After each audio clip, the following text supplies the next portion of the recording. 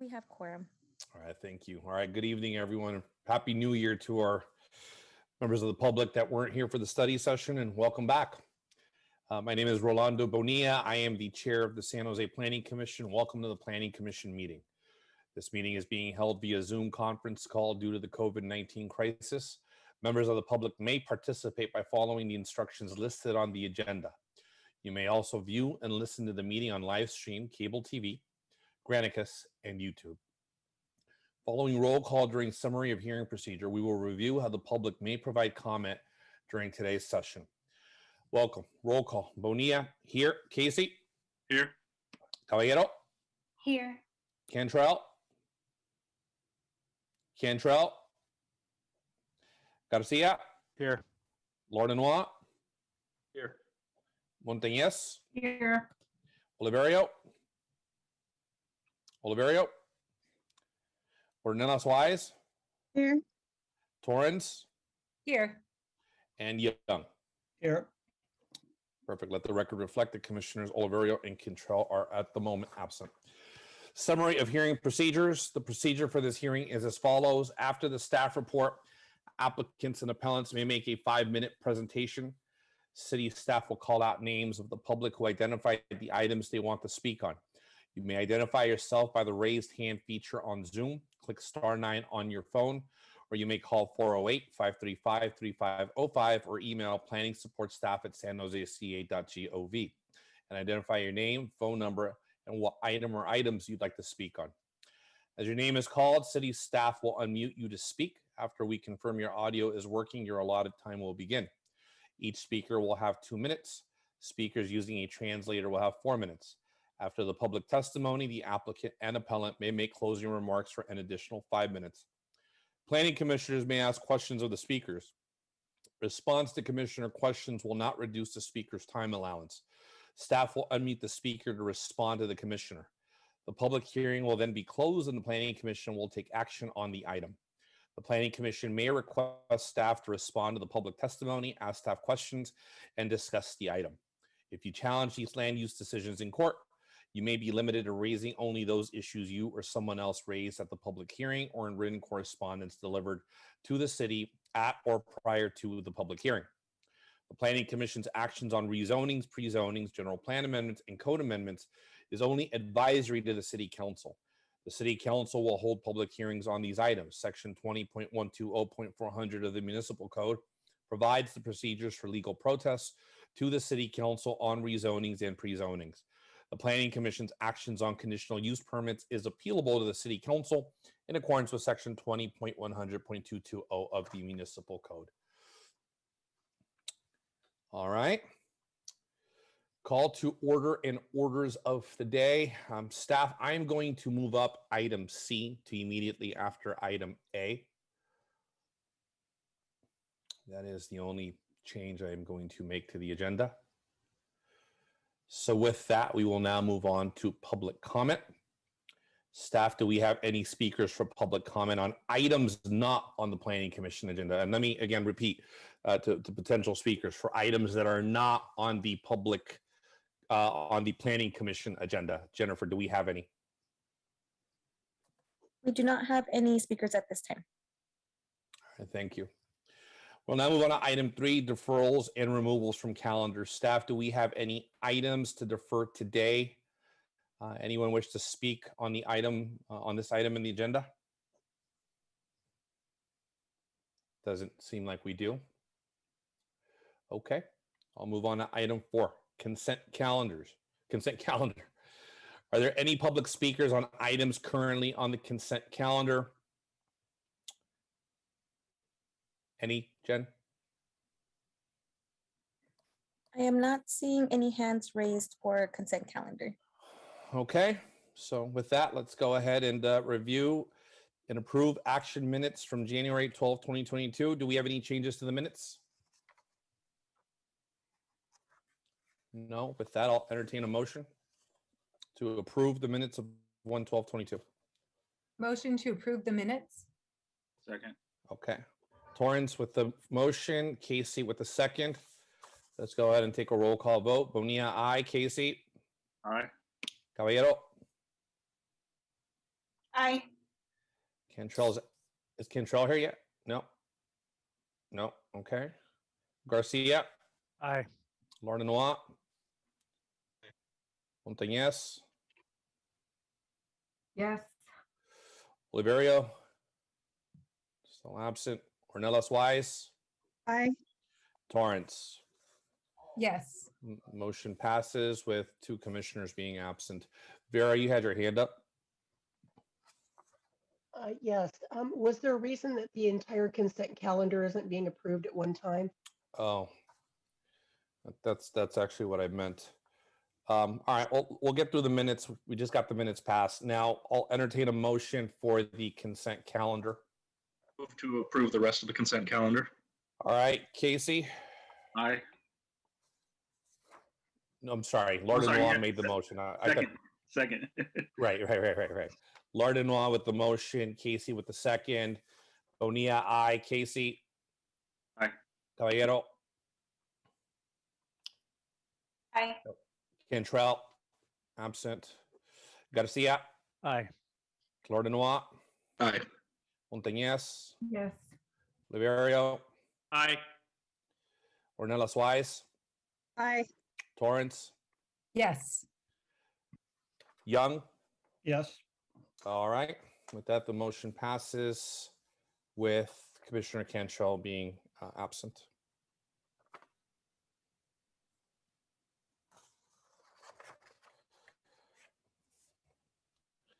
Apologize for the clunkiness. I decided to break my finger about 4 hours ago, so I'm adjusting. Yeah, I'm not the athlete I once was, and even the once was is questionable, but now it's confirmed. So, all right. So with that, we will go ahead and move to item 5, public hearing. We'll now open the public hearing.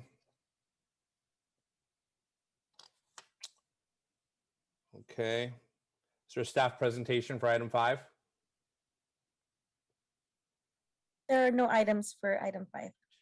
Okay, so we'll go ahead, open up to item 6, open the general plan hearing 2022 cycle 1. All right, we'll now move on to item 7. Nope, nothing on general plan consent calendar. All right, we can now move on to item 8A. Staff, go ahead and cue in your presentation. Thank you, Chair. Robert Rivera with the Planning Division. GP 21003 and C 21036 is a general plan amendment to change the land use designation from residential neighborhood to neighborhood community commercial, as well as a conforming rezoning to rezone the project site from A agriculture to CP commercial pedestrian.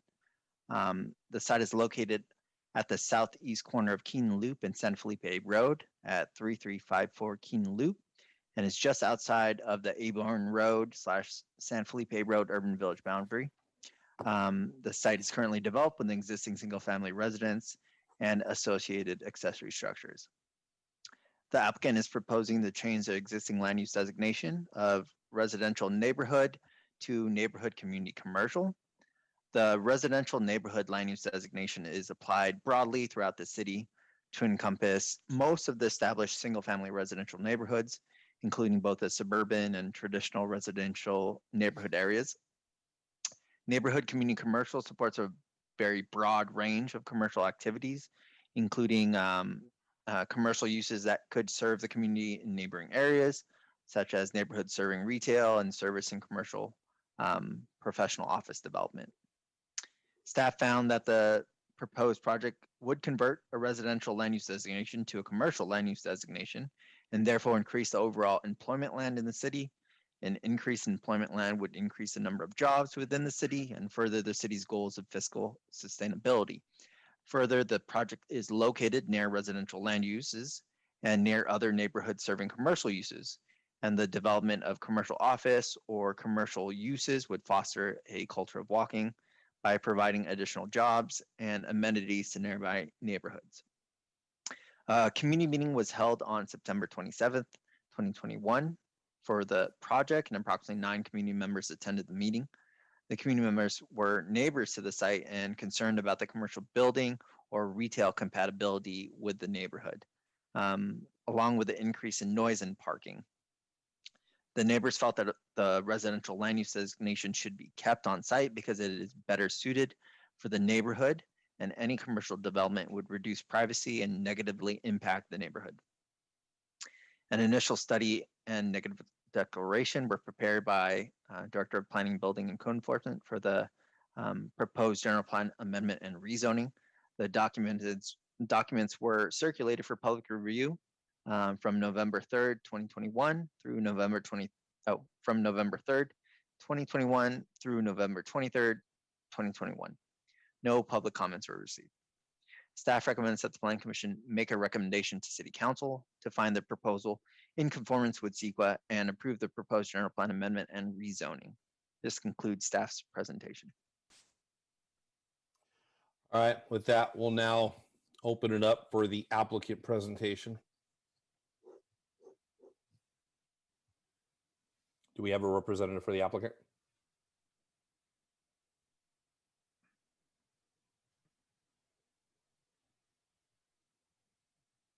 They need to be allowed to speak. It's Sal Caruso. He has his hand raised. All right, Jen, if we can, there you go. Hello, can you hear me? We can hear you. Oh, fantastic. Hi, this is Sal Caruso. Thank you very much, Chair and Honorable Commissioners. If Robert Rivera can put up the map, the zoning map, and show the indication of where we're looking to make the GP amendment, because it illustrates very clearly that in a way it completes the neighborhood. The GP map, which I believe in the last presentation was colored in, I believe, pink, that shows the commercial uses both across the street, on actually all three sides of this property. This particular piece is the missing link, if you will, for that commercial use. Furthermore, the owner of the property, Mr. Bracamontes, is a long-term resident of this district and this community, and he looks to locate his office there along with another adjacent business. So this is really strictly for neighborhood use for a resident of the district to locate his office on this particular piece of property. Okay, the map is coming up. There we go. So if we can zoom in on the site, that is the particular site. So the community commercial is directly adjacent, the pink area there on the left of the property and all along the Keaton Loop. And I believe that then this property, our particular site, would be contiguous to the other commercial uses and is sort of like an unusual site a bit, where there's San Felipe Road on one side of it, to the right of the site, and Keaton Loop on the other side of it. So it has beautiful exposure for the commercial use. And as was discussed, the project will bring more jobs to this immediate community and from residents of the community. So this is strictly for community use and for the resident of the area. I'm open to, if there are any questions about the use and or the project. This is strictly land use right now only, GP. The project would be submitted and will go through all of the vetting process with the city, with the opportunity for neighbors to give input as well at that time. And I just reserve any comments for the end after community input, of course. Thank you. Thank you for that, Mr. Caruso. Jennifer, how many public comment do we have on this particular item? I don't see any hands raised, and I did not receive any email requests. Oh, actually, with one hand raised at this time. One hand raised. Okay. So public comment is now open. Okay, KG, you have 2 minutes to speak. Go ahead and unmute yourself. Hey, how you doing, Commission? This is Keith Gaxiola. I'm the resident adjacent to the proposed project. I would like to oppose the project, but want to assure the Commission that my opposition is in no way reflecting the hard work that the Planning Division, especially the planner, Robert Rivera, has put on this project. I know he's done his due diligence. My concern is more with the proposal from the developer of putting a business or a proposed commercial site next to existing residences. If Robert could put up the map that was just shown. I'd like to Sure, show, 1 second. show what he's proposing is actually inconsistent with the neighborhood. The four corners there at Aborn and San Felipe do have commercial use. However, the island that's being proposed for the commercial use doesn't have a buffer like the other ones do. The other properties have Thompson Creek as a buffer from the residential areas. In addition, some of the other properties have Keaton Loop, there's Aborn, there's San Felipe that are buffers. In this instance, there's really no buffer from the commercial use to the proposed, to the existing residents of the Keaton Loop. In addition, if the proposal, what he's proposing is correct, there are existing retail spaces within each one of those, the Lucky's Lucky Shopping Center, the Planet Fitness Shopping Center, and the Evergreen Valley Square Shopping Center. Existing retail uses, existing vacant spaces for retail use that this individual can use. Thank you. Thank you. Does that conclude public comment, Jen? That concludes our public comments for this item. All right. Public comment is now closed. We'll now move on to the applicant response to public comment. Thank you. Can everyone hear me? We hear you. Perfect. Thank you.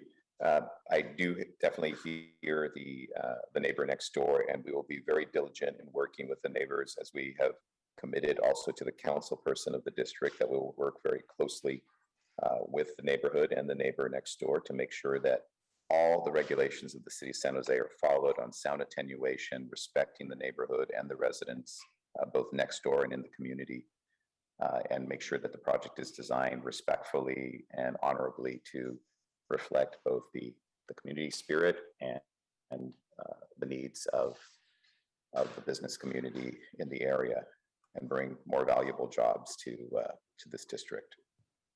With that, I am happy to answer any questions if there are any. This is strictly the GP, not the project tonight, and look forward to, I hope, your support for the GP amendment that will bring more jobs to San Jose and a stronger tax base, and then look forward to reviewing the project with you in the future if we go to the next steps. Thank you so much, and look forward to hearing your input.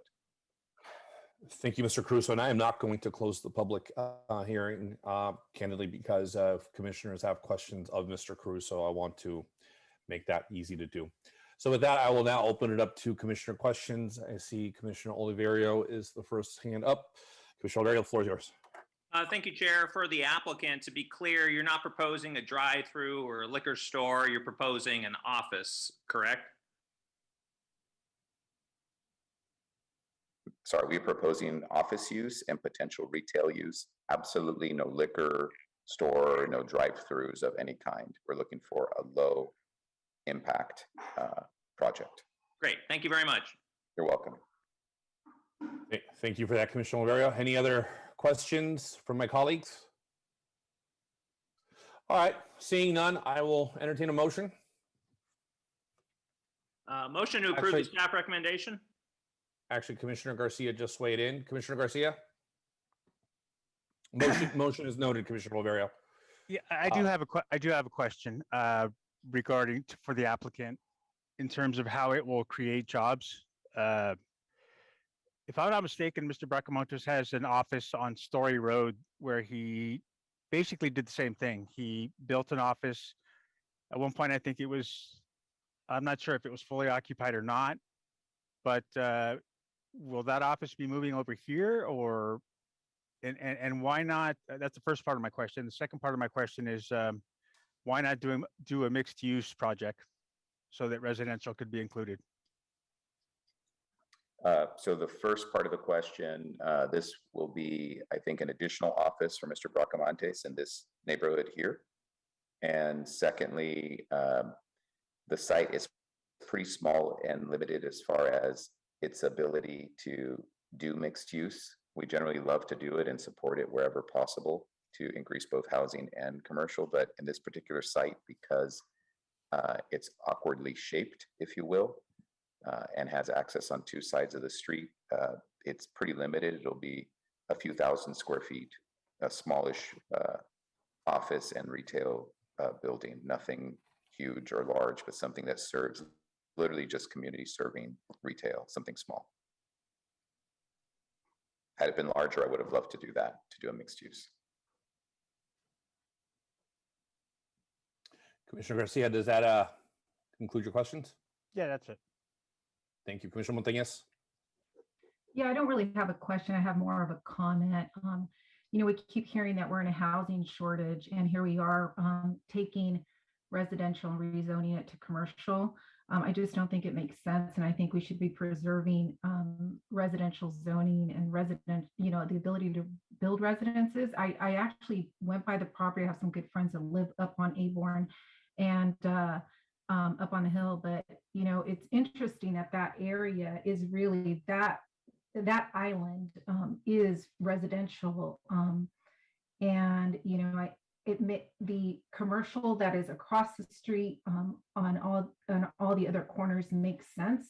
I don't think that superimposing commercial in that island that is all residential right now really makes sense, and I think we need to really consider preserving housing at this point. Those are my only comments.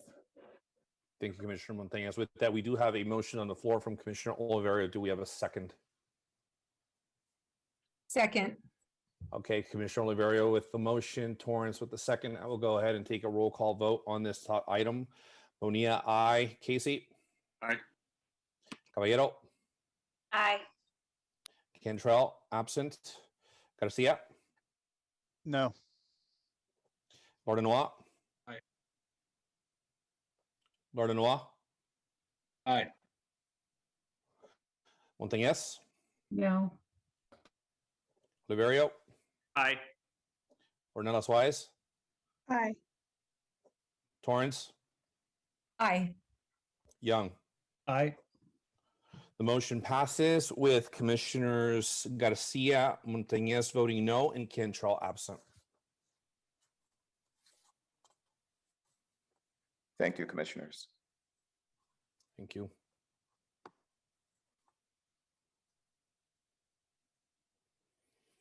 Okay, with that, we will now move on to item 8C.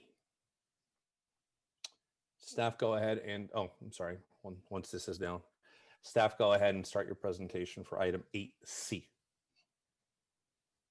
8C or 8B? No, C, I had during, yeah, C. C. Robert Rivera again with the Planning Division.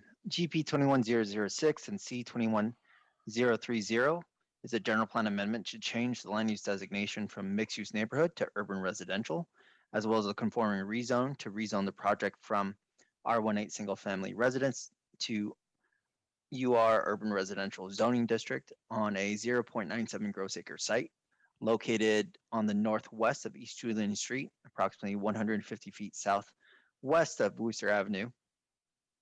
The project site contains an existing duplex and existing single family home. The site is approximately 1,000 feet from the future 28th Street Little Portugal BART station. The subject site is bounded by multifamily residential homes on the north, east, and west, and on the south. Across East Julian are existing retail commercial buildings. The subject site is located just outside of the approved Five Wounds Urban Village Plan boundary.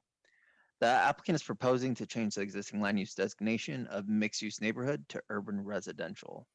The existing mixed-use neighborhood designation is applied to areas intended for development primarily with either townhomes or small lot single-family residences, and also to existing neighborhoods that were historically developed with a wide variety of housing types, including a mix of residential densities and forms. This designation permits densities of up to 30 dwelling units per acre with an FAR of 0.25 to 2.0. The urban residential land use designation allows for medium density residential development and a fairly broad range of commercial uses, including retail, offices, hospitals, and private community gathering facilities. In other areas within the city that have existing residential development built at this density, within specific planned areas or in areas in close proximity to an urban village or transit facility, where intensification would support those facilities. The urban residential land use designation allows densities with a minimum of 30 dwelling units per acre to a maximum of 95 dwelling units per acre. Staff analysis found that the project site's proximity to the urban village and the future 28th Street Little Portugal BART station supports the proposed increase in residential development. The subject site is approximately 1,000 feet from the future BART station. Should this amendment not be approved, the site could develop with a lower density, such as townhomes or small lot single family residences, which would result in a lost opportunity for more residential to live adjacent to regional transit systems and reduce their dependency on travel by car. The proposed general plan amendment would increase residential density to better utilize the land planned for residential development by maximizing the housing opportunity. The proposed increase in residential density would support the daily ridership of the future BART station and would further the city's goals of reducing VMT and greenhouse gas emissions. A community meeting was held on September 13th, 2021, and 6 community members attended. Community members were interested in the timeline for development, and staff explained that the proposed project would need additional entitlements for any proposed development. The proposed project would change the general plan land use designation and zoning district, but would require a site development permit for further review, for further development.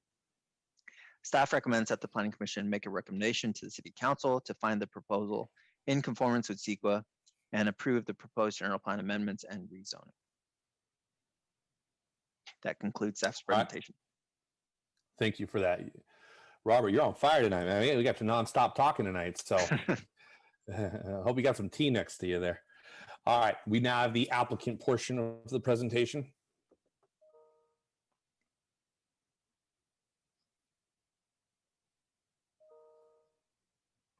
Is the applicant online?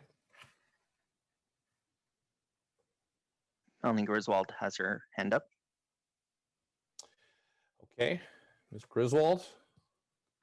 Good evening, Chair Bonilla. Actually, it's going to be Jerry Strangis who's representing the applicant, and he has called in. It's on a 408 number. Perfect. I think Robert, I think that was habit. With Ms. Hi, Griswold. Melanie. Do you know Jerry's last 3 numbers of his phone number? Because there's 2 408 numbers that dialed in. It would be 931. Okay, perfect. Thanks. Okay. The phone number is, there you go. Jerry, you can go ahead and unmute yourself.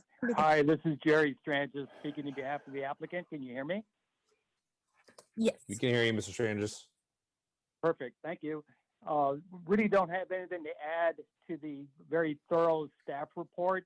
The applicant supports the staff recommendation 100%. This is a general plan to increase the density to be in conformance with the adjacent urban village, which is adjacent to the Five Wounds BART station. The density is too low as it sits, so we will be increasing the density with this general plan and would be coming in with an application this year that would define the specific project. Staff has done a very thorough job in their report. Support the staff recommendation 100%. I don't really have much more to add other than we plan to improve the site, make it look a lot better than it is, and have it support the city policies relative to transit stations nearby and the nearby urban village plan. So I'll stop right there and address any questions anybody has, but don't need to add anything more than we support the staff report 100%. All right, Mr. Strangis, thank you for that. So that concludes the applicant presentation. Jennifer, do we have public comment? And if so, how many? I am not seeing any hands raised at this time, and then I did not receive any email requests to speak on this item. All All right, public comment going once, going twice. All right, public comment is now closed. So we will now move to, well, I mean, there is no applicant response, but procedurally, applicant response is next. So, Mr. Stranges, if you wanted to add anything. No, just thank you very much for the opportunity. We look forward to bringing a new exciting project to the community. Thank you for that, Mr. Stranges. Appreciate the brevity. All right, with that, the commissioner questions. Again, I will not close the public hearing in order to give us the space if we have questions of the applicant. Commissioner Oliverio. Thank you, Chair. If there are no questions, I would make a motion, but I'll wait to see if there are any questions. If there's a motion, I'll Do you have any second questions, that. colleagues? Commissioner Montañez. I'll second the motion. No motion yet. If I'm not correct me if I'm wrong, Commissioner Oliverio, you said only if there weren't any comments, and at the moment, Commissioner Montañez is going to speak. No comments? Yeah, Okay. no comments. No comments. I'll second the motion if there's a motion on the table. I would Okay, perfect. So then, well, that could be any motion, we will- so watch out. I would just like to make a motion to support the staff recommendation. Thank you. And I'll second that. okay, perfect. That was the clarity that we were looking for. Commissioner Oliverio with the motion, Montañez with the second. I will now go ahead and take a roll call vote. Bonilla, aye. Casey? Aye. Caballero? Aye. Cantrell is absent. Garcia? Aye. Lordenois? Aye. Aye. Montañez? Aye. Oliverio? Aye. Ornelas Wise? Aye. Torrance? Aye. And Young. Aye.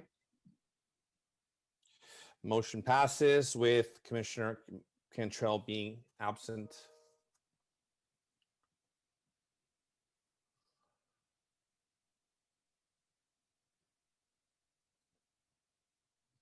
Although I do appreciate you, Commissioner Oliverio, giving space for a comment before you made your motion. Thank you for that.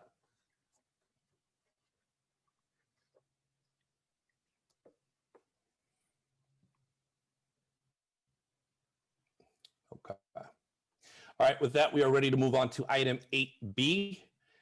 Staff presentation, the floor is yours. Thank you, Chair. Robert Rivera with Planning Division. GP 21004 and C21009 is the general plan amendment to change the land use designation from neighborhood community commercial to mixed use neighborhood, as well as the conforming rezoning to rezone the project from the CP commercial pedestrian to MUN mixed use neighborhood zoning district on a 0.6 gross acre site located at 7246 Sharon Drive. The project site is located on the southern side of Sharon Drive, approximately 220 feet east of South De Anza Boulevard within the city of San Jose. The project site has a CP commercial pedestrian zoning district and has a general plan land use designation of neighborhood community commercial. The site is developed with a 10,366 square foot commercial building currently used as a medical office and parking lot. One driveway provides access to the site from Sharon Drive. The site is bounded by Sharon Drive to the north, commercial buildings to the west, south, and north, and a small lot single-family residence to the northeast and east. The applicant is proposing to change the existing land use designation of neighborhood community commercial to mixed-use neighborhood. The existing land use designation of neighborhood community commercial supports a very broad range of commercial activity, including commercial uses that serve the community in the neighboring areas, such as neighborhood serving retail and services and commercial professional office development. The mixed-use neighborhood land use designation is intended for development primarily with either townhomes or small lot single-family residences, and also exists in existing neighborhoods that were historically developed with a wide variety of housing types, including a mix of residential densities and form. This designation supports commercial or mixed-use development, mixed-use development integrated with residential at densities of up to 30 dwelling units per acre. Staff analysis found that the project site is not located within an identified growth area and proposes to convert an approximately 0.6 gross acre site from a commercial land use designation to a residential land use designation. The site is currently developed with a 10,366 square foot medical office building. The mixed use neighborhood land use designation does not require any commercial floor area for development and could be developed with solely residential uses. Further, the project site is not near any major transit facilities. The project site is within 1,000 feet of a bus stop that is served by one line with infrequent service. Therefore, development of residential and removal of neighborhood commercial services may encourage more driving and auto dependency. Additionally, the project is bordered on 3 sides, north, west, and south, with the same current general plan land use designation of neighborhood community commercial and commercial pedestrian zoning as the site.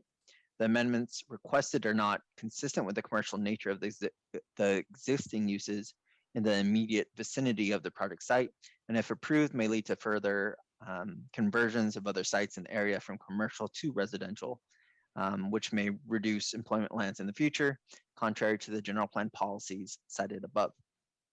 A community meeting was held in coordination with Council District 1 offices to discuss the project on September 16th, 2021. No one from the public attended the community meeting. An initial study and negative declaration were prepared by the Director of Planning, Building, and Code Enforcement for the subject general plan amendment and rezoning.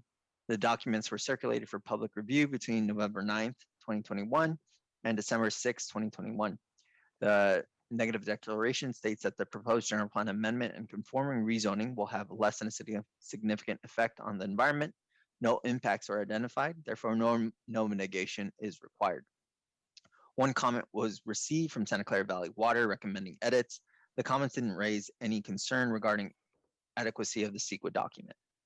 Staff recommends that the Planning Commission make a recommendation to City Council to find the proposal in conformance with CEQA and deny the proposed general plan amendment and rezoning.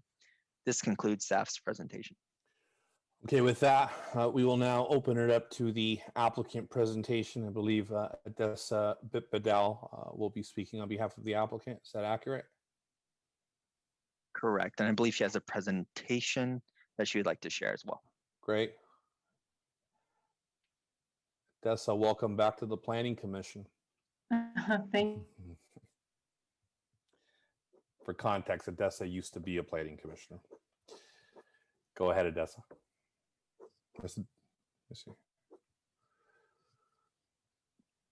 Dessa, you're on mute. Hello, can you hear me? Yes, we can hear you clearly. Okay, here I am. Oh, it's great to be back. Thank you for the welcome. I also have my colleague Kirk Tang, who is actually making the presentation, and I will be speaking to it. So if someone can allow him or give him access to be a co-presenter with me, that would be fantastic. I'll defer to Jennifer or Robert. Kirk is now on the panelist side and is able to share his screen. Okay, great. If you don't mind, okay, great. Thank you. So with that, I will start. Good evening, Chair, Vice Chair, and the Planning Commission. My name is Dessa Bitbadel, owner of Elevate Now Consulting, representing the owner of 7246 Sharon Drive. We thank staff for working with the applicant, and we understand that the resources are strained as they have been short-staffed in recent times. However, we do not agree with their findings and the denial of the GP application for GP 21-004 from neighborhood community commercial to mixed-use neighborhood and conforming zoning of C21-009. I was approached by the owner of the property in February of 2021 when I came on site to see the project, the current conditions and the conditions of the current environment and neighboring projects underway. And approval, I agreed to work with them as it makes sense and it's a benefit to the city. As you can see, this is the picture of the current project or the current building. As someone who has worked as an economic development director and professional for 4 different cities for over 2 decades, I see no hope for this parcel to reinvent itself under the current GP of commercial neighborhood. So it makes sense to seek the change.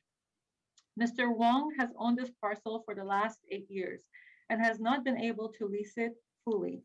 During the height of the economy, it was only leased at 60%, and now it's only at 38%, while all other offices on De Anza Boulevard, which we're right next to, are at 93 to 100% lease. The reason is very clear when you speak to any commercial broker. This building is Class C and D office, which is hard to market, while there are other newer products available on the market. It is also located within the neighborhood, with no frontage to any major street, so from visibility and signage, it is not located where it can be usable. We're also in a competition with the Saratoga and Cupertino markets, since it is in that neighborhood. Not to mention, Sharon Drive is actually not a drive, it is a cul-de-sac surrounded by homes. Mr. Wang, over the years, has tried to find other users, and there's no luck. No use under the neighborhood commercial would survive, such as retail and restaurant, hotel, and as you can see, it is a lost cause with the current use of office. This parcel is now landlocked due to the proposed hotel development that is fronting De Anza Boulevard. This map shows it. The large black box is the proposed hotel development that will be landlocking our project.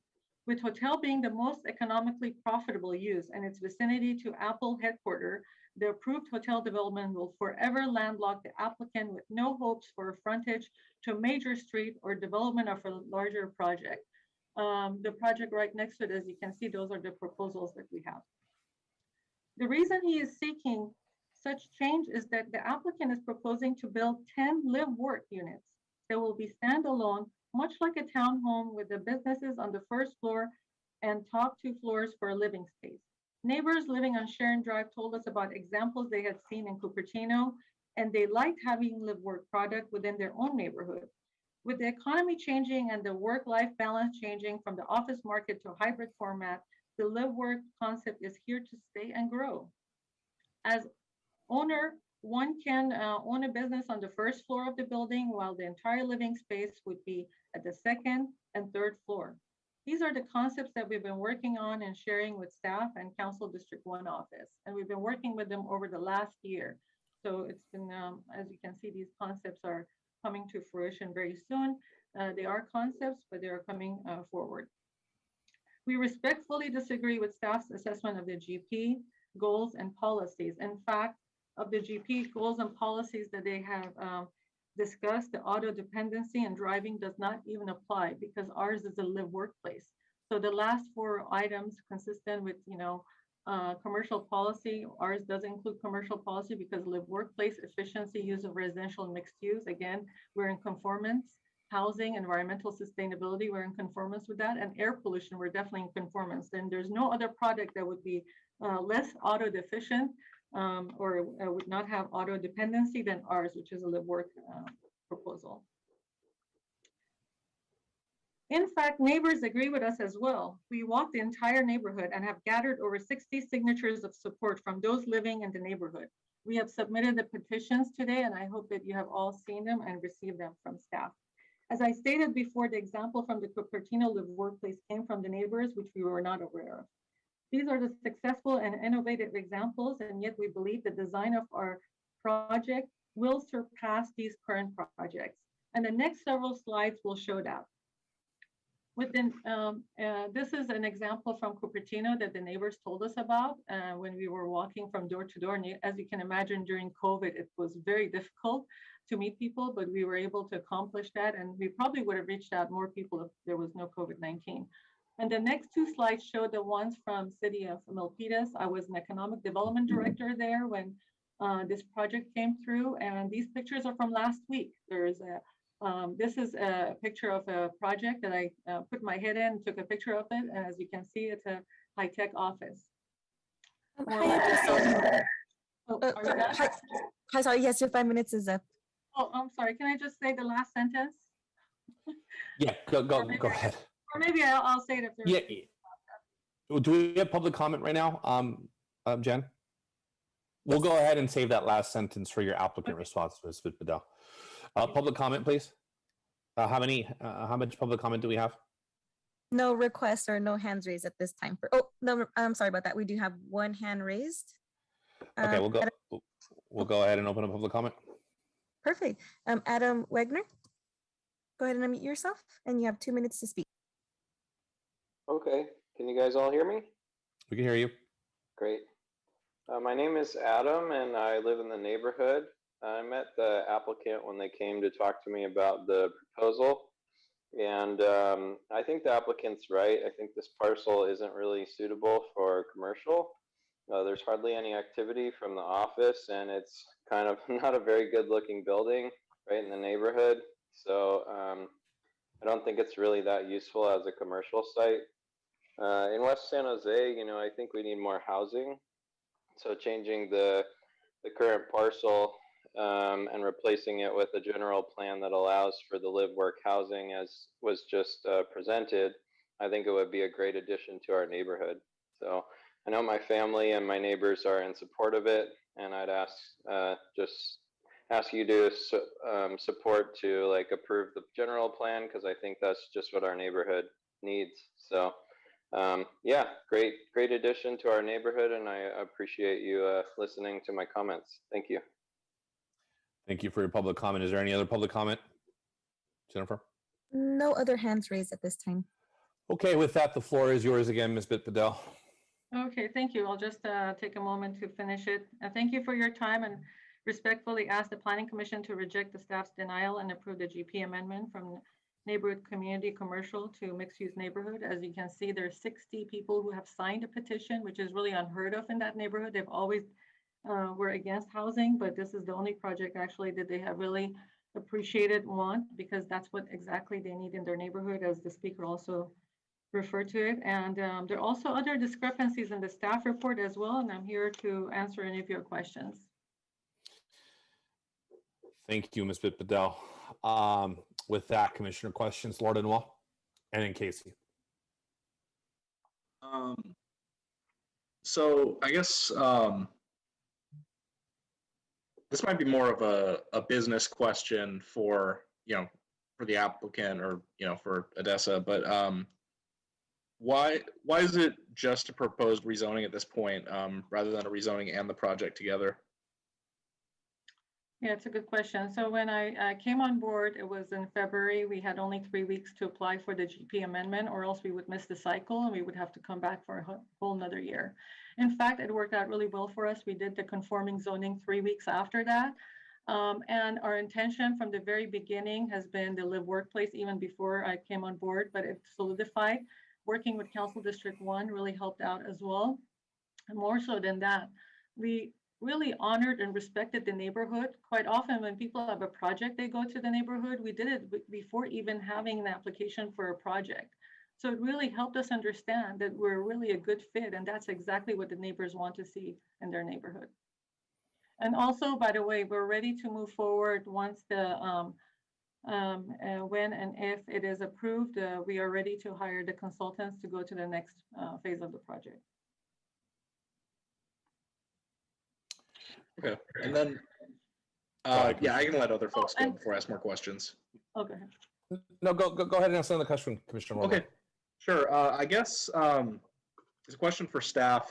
My understanding is that the main reason for the recommendation of a denial is the concern that this rezoning would allow this property to be used potentially for a housing only use. And I'm curious, this is a question for staff, is there any other designation that would address that concern while still making the type of use that the applicant is discussing possible?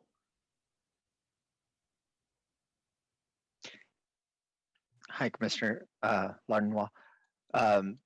Thank you for your question. The concern, you're correct, and the concern from staff was that you're changing a predominantly commercial land use designation to a residential land use designation.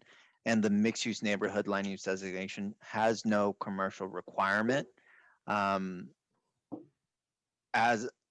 the mixed-use commercial land use designation would require a 50% FAR for commercial. So possibly the mixed-use commercial land use designation could satisfy the live work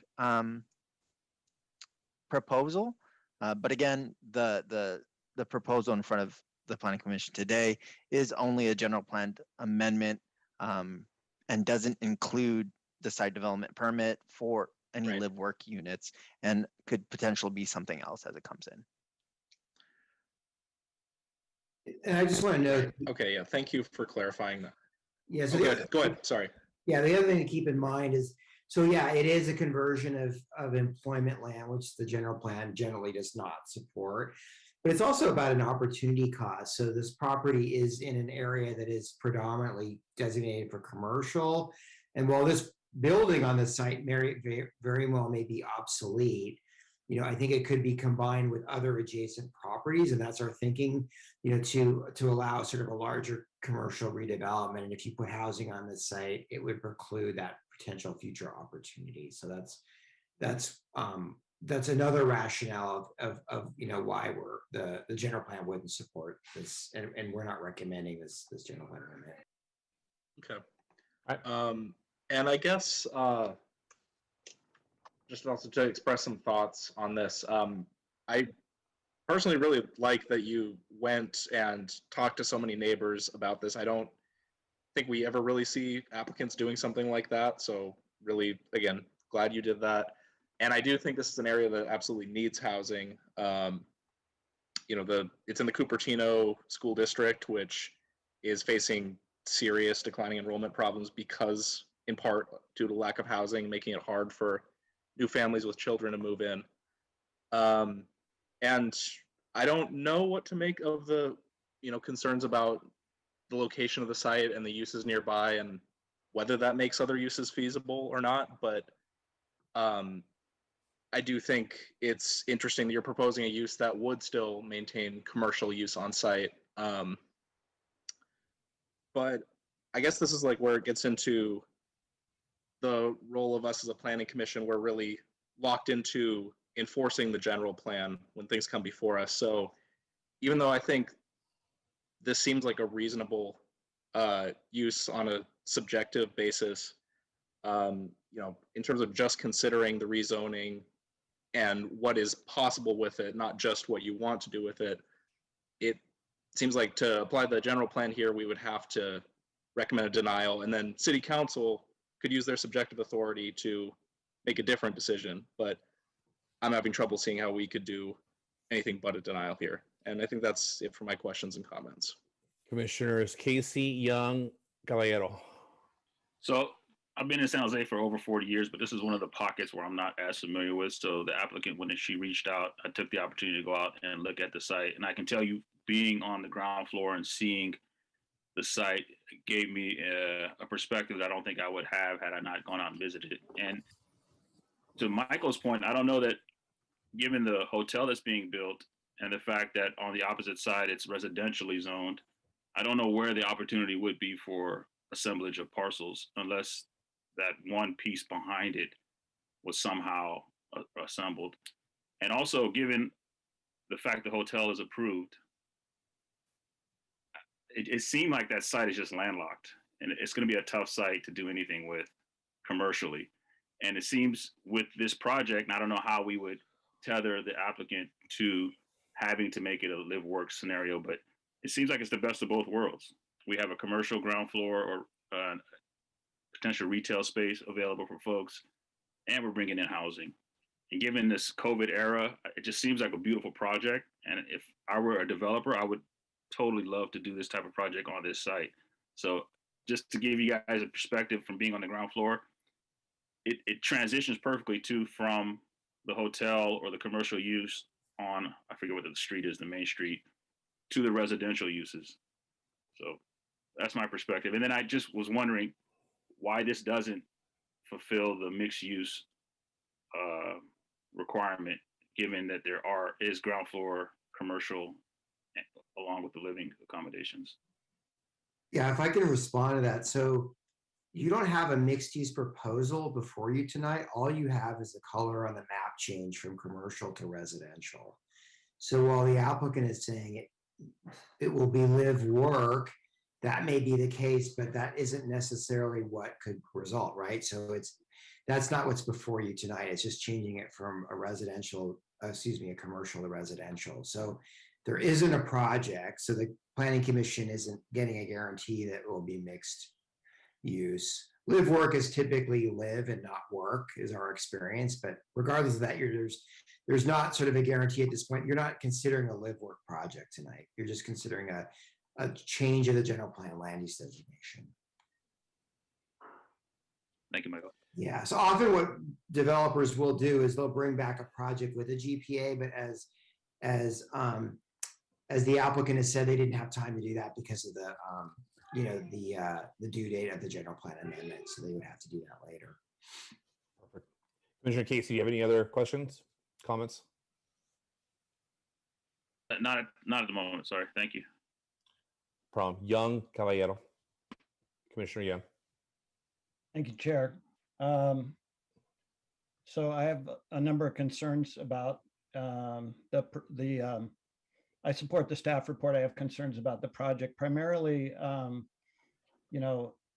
it's being presented to us as a live work project. That's not, we're talking about a general plan amendment. That's a big deal to me. And I kind of echo some of Commissioner Lardenois' comments that, I think our role as planning commissioners is to make sure that projects are consistent with the general plan. This is not. It's growth in an area of the city I didn't even realize this was part of the city of San Jose. You probably couldn't get further from the center of San Jose than this project. So it's not focused growth. It's a long way from fire and police services.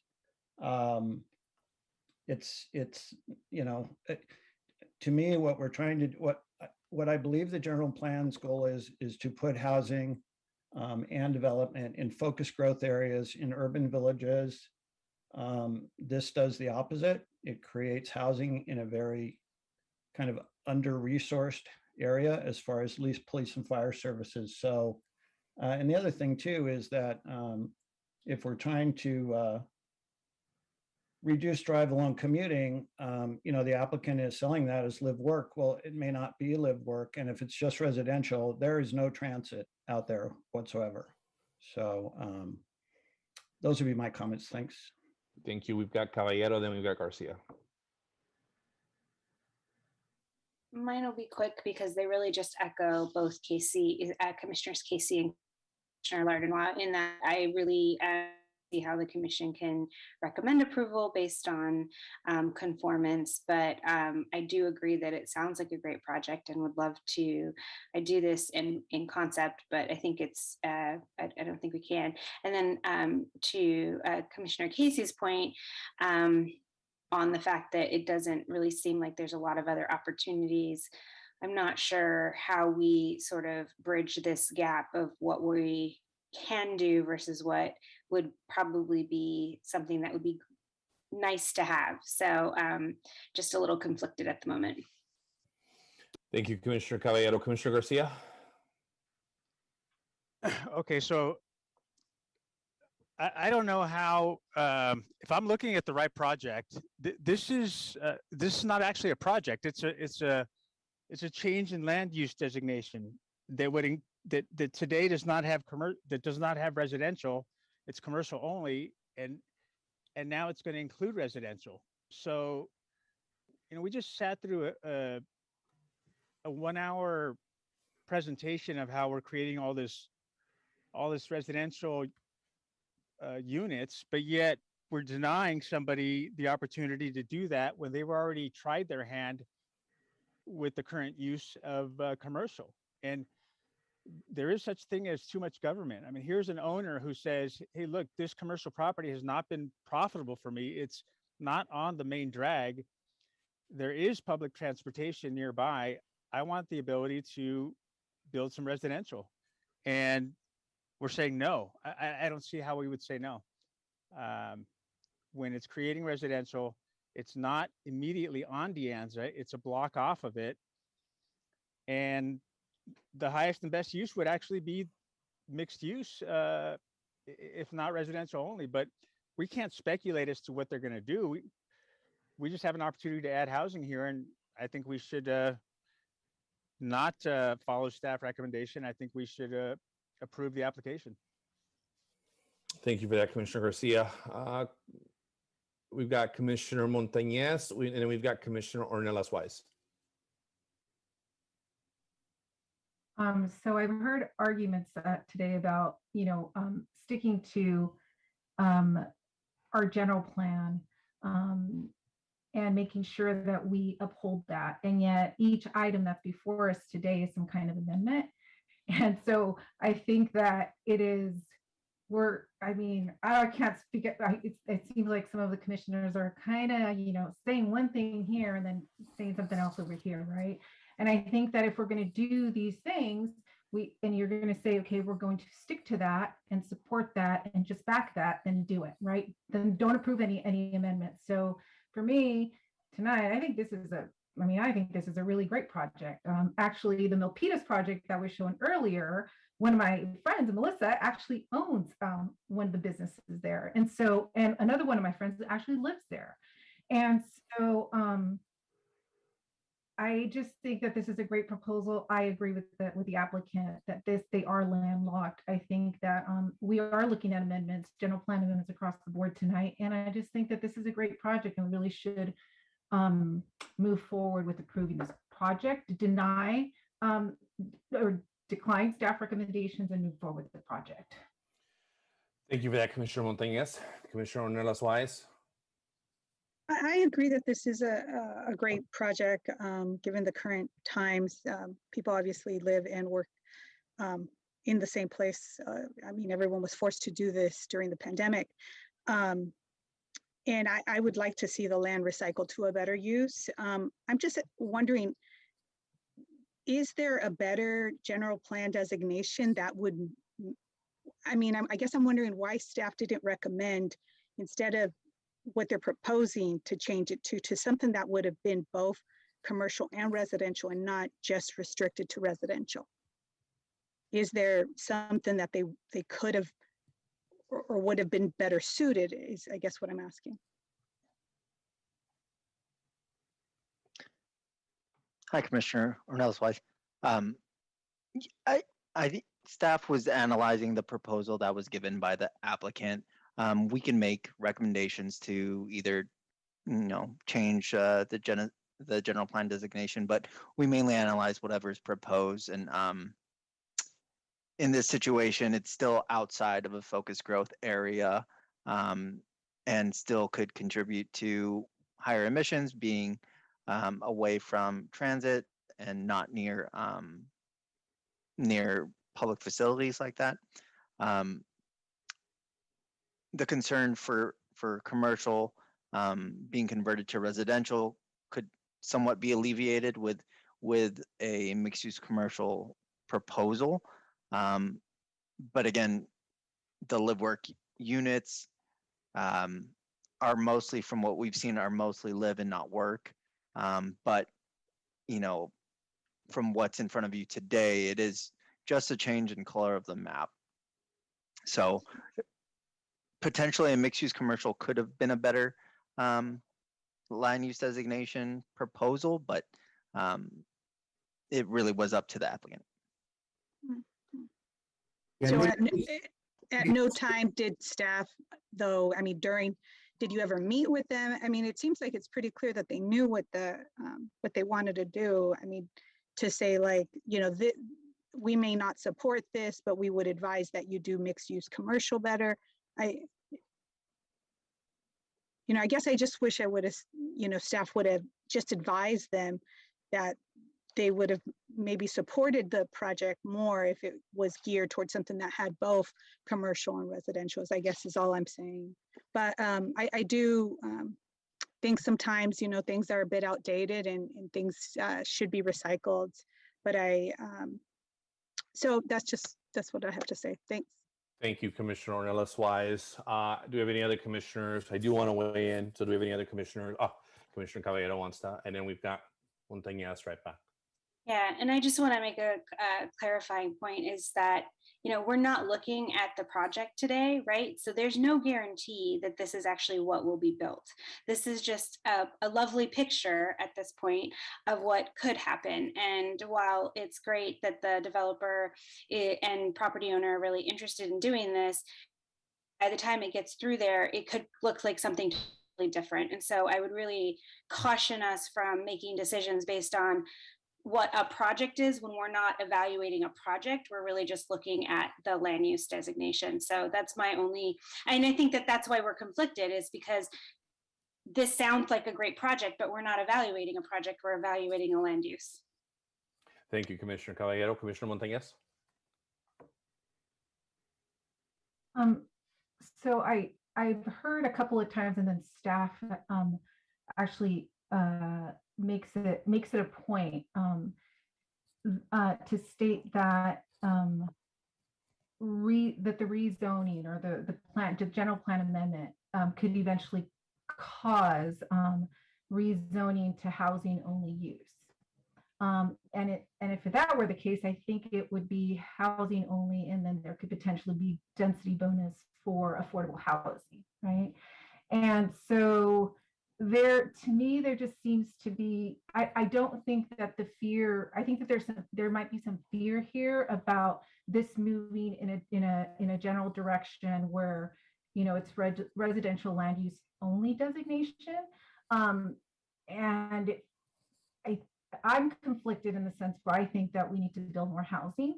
And I think that this is probably a really great piece of land where we should be considering a general plan amendment to achieve some of that without the fear of increasing housing in our city. So that's that's my last point.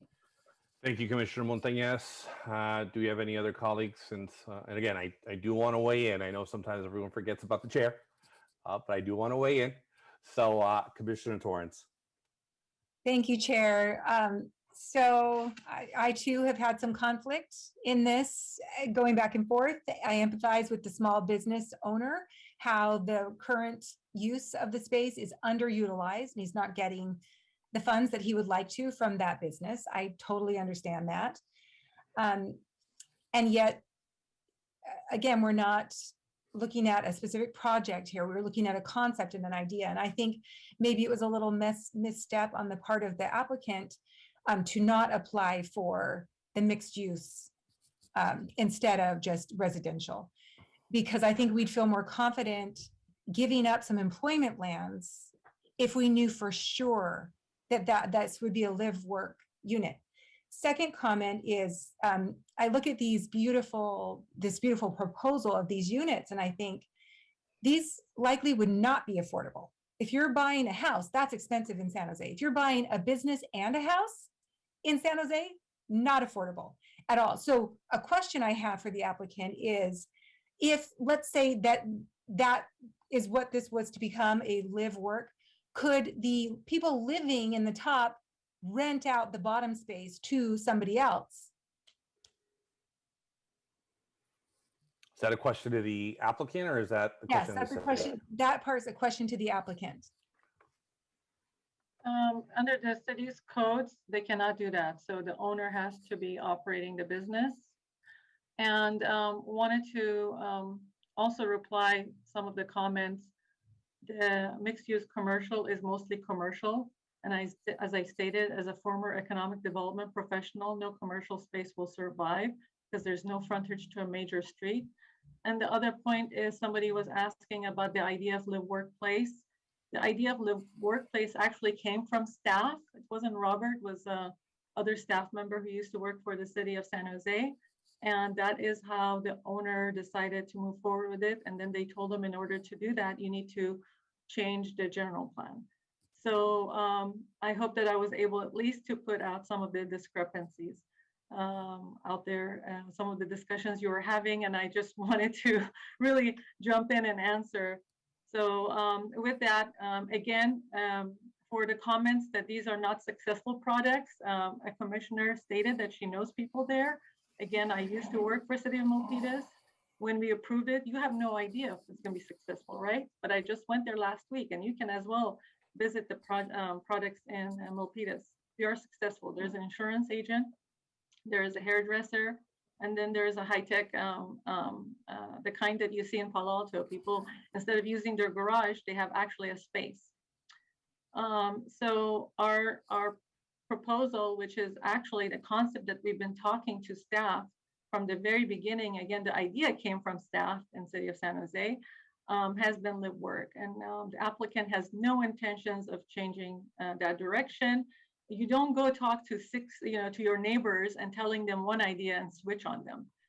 That is just not how it works. It could happen when somebody's just getting approval, but you just don't do that to the entire neighborhood, especially when the applicant does live in District 1. Thank you. Thank you, Ms. Bitbedell. Commissioner Torrens, do you have any other questions or comments?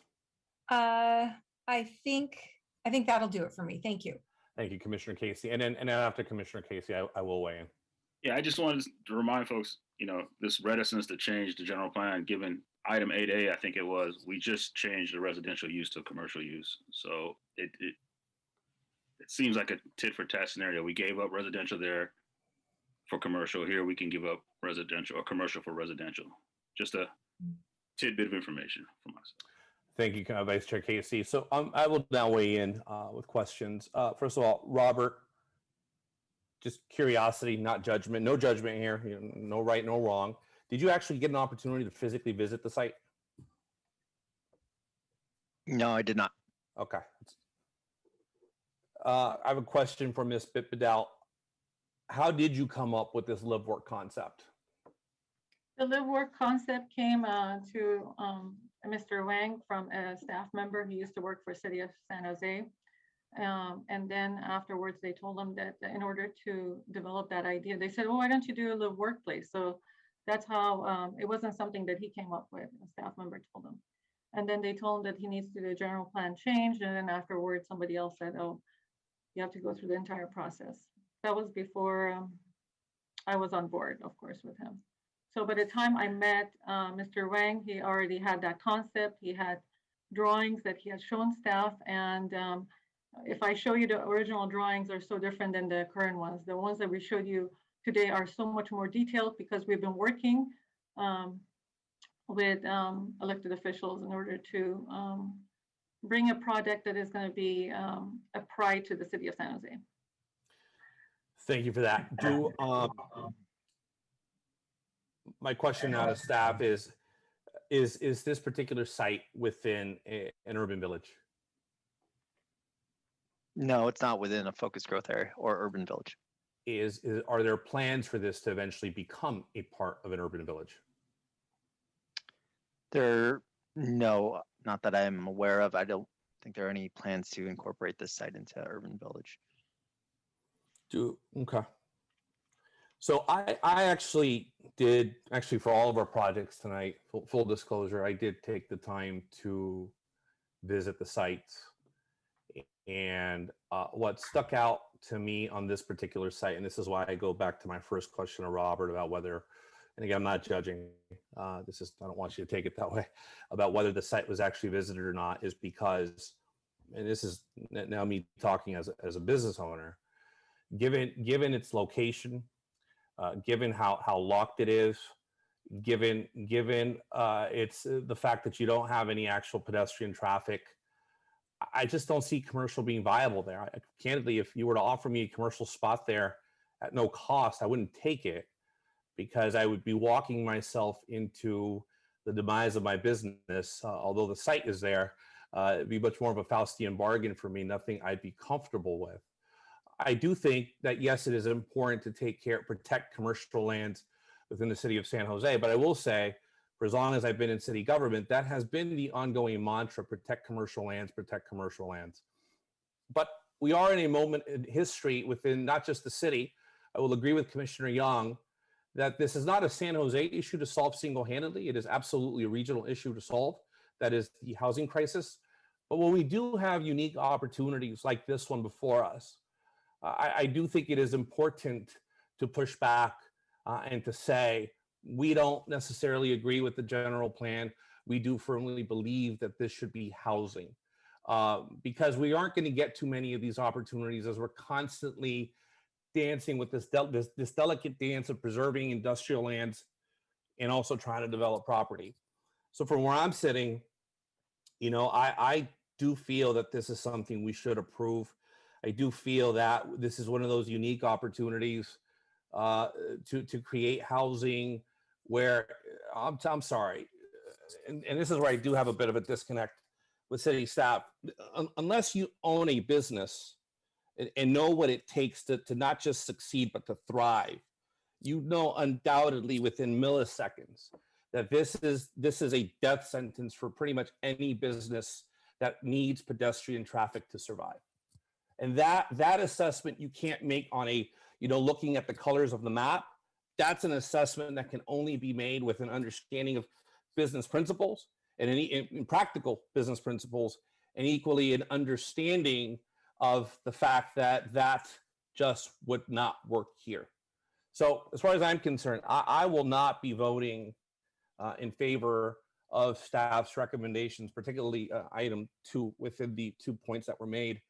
I am prepared to make a motion, but I do want to be respectful to my colleague, Commissioner Oliverio, who has his hand up. So with that, Commissioner Oliverio.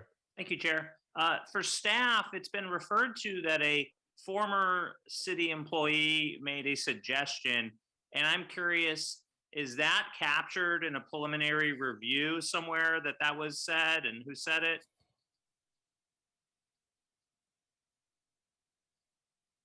I'm not sure what the recommendation was for if you can repeat the recommendation. Was it for the live work That's unit? correct. Some of the applicants stated that a city employee, I assume someone in the planning department, made the suggestion of work live, but my question is that actually documented and captured in a preliminary review? Because a preliminary review is the best way for an applicant to understand what they can do with the land, what are the obstacles, et cetera.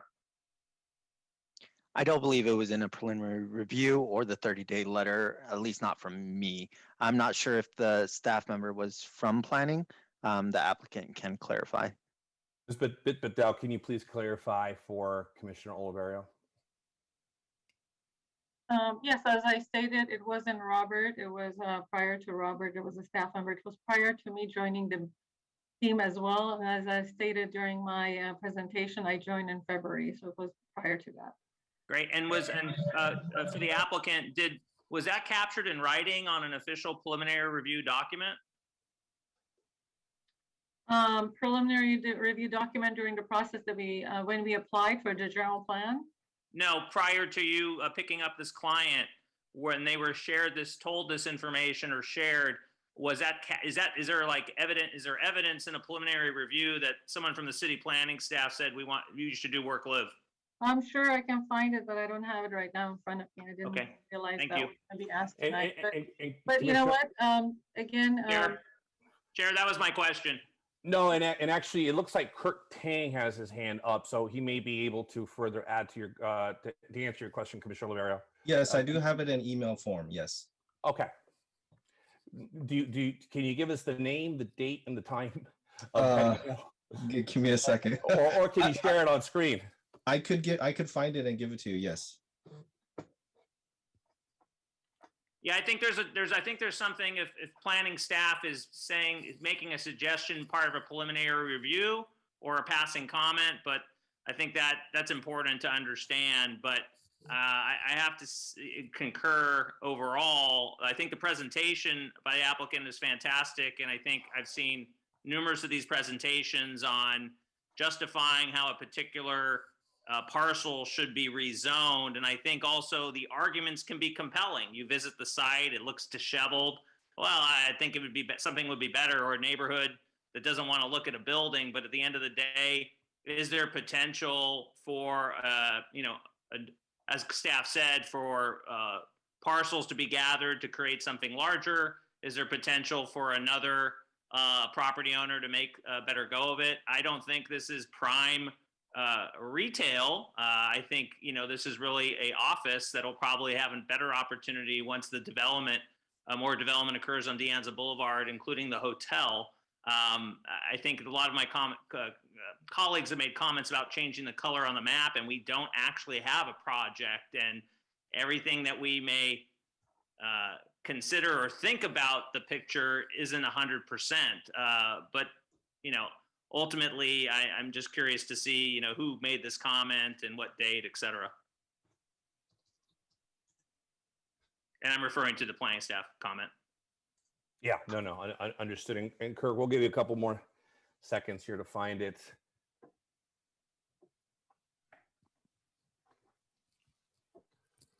Chair, just a point of order, if I could. Commissioner Young. I'm not sure this question is relevant to the decision. Could Vera weigh in on that, please?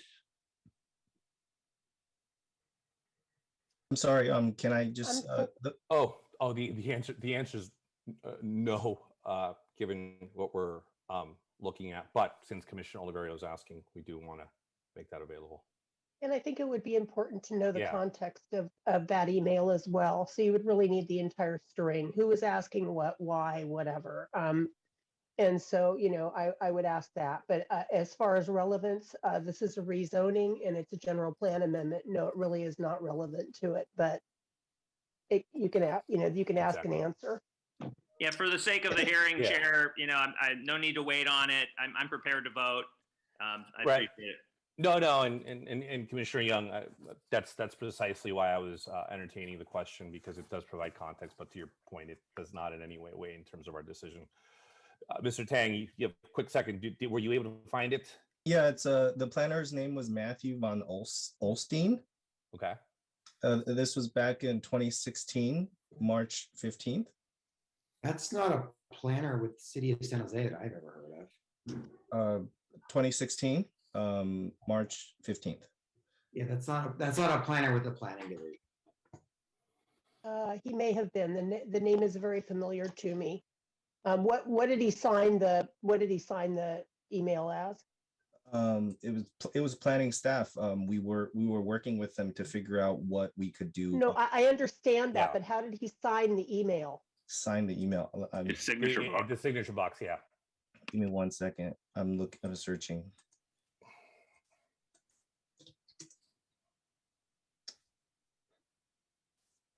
So I didn't think this was going to come up. I'm sorry, I don't have it prepared.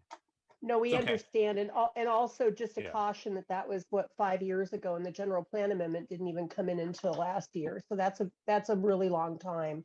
I would again look at context of why that response was made. I don't ever recall a staff person named Matthew. Did you say Van Oosten? Van Oosten, yeah. Oh yeah, okay. There was a staff person named Van Oosten, yeah. He was on the urban building. All right. Well, we've established, to Commissioner Oliverio's point, we've established that email communication does in fact exist. So I am prepared to make a motion. Jennifer, can you please put up the language? Because I'm going to have to read some of that language.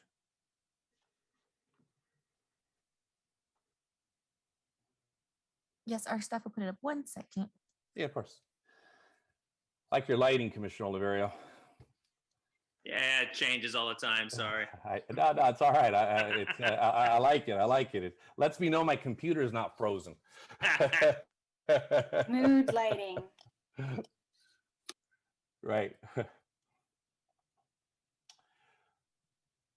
All right. I'd like to make a motion that we adopt a resolution adopting 7246 Sharon Drive GPA in conforming rezoning negative declaration and associated mitigation monitoring and reporting plan 4, which an initial study was prepared in accordance with the CEQA as amended, Exhibit C, and that we adopt a resolution approving the application for amendment of the Envision San Jose 2040 General Plan Use Transportation Diagram designation from neighborhood community commercial to mixed-use neighborhood and conforming rezoning from the CP commercial pedestrian to mixed-use neighborhood zoning district on a 0.6 gross acre site at 7426 Sharon Drive.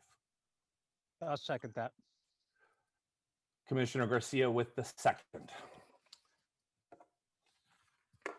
So with that, we will now take a roll call vote. Commissioner Bonilla, yes. Commissioner Casey?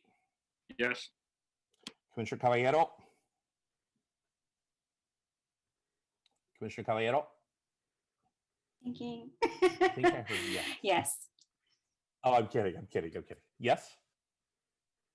No, I'm okay. Yes. Commissioner Caballero, yes. Commissioner Cantrell, absent. Commissioner Garcia? Yes. Commissioner Lardenois?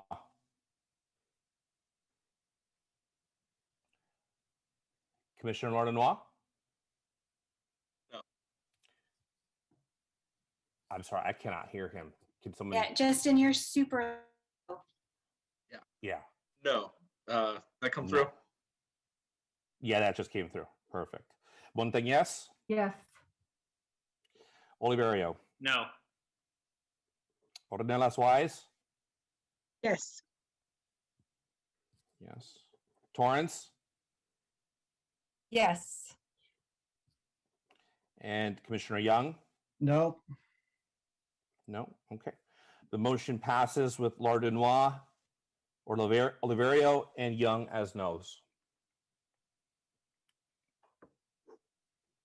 Thank you. Thank you so much for your time this evening. I really appreciate it. Thank you. All right, with that, we are now prepared to move on to item 8C. I believe we completed 8C. Oh, I'm sorry. 8D. That's right. 8D. I was just testing you, Robert. Thank you. You passed. You did Paying really well. attention. Thank you. Absolutely. Absolutely. Of course, my kids are watching this, so they will tell you that I'm just being me. So with that, we will now open up the presentation to staff. GP 21007 and C 21029 is a general plan amendment to change the land use designation from neighborhood community commercial to mixed use commercial, as well as a conforming rezoning to rezone the project site from CP commercial pedestrian to mixed use commercial, MUC mixed use commercial zoning district on a 1.09 gross acre site located at 2905 Center Road. The site is developed with one building, approximately 6,550 square feet, one commercial building. Single family and commercial uses surround the site. To the northwest across Lewis Road is a large commercial retail plaza. North and northeast across Center Road are single family homes.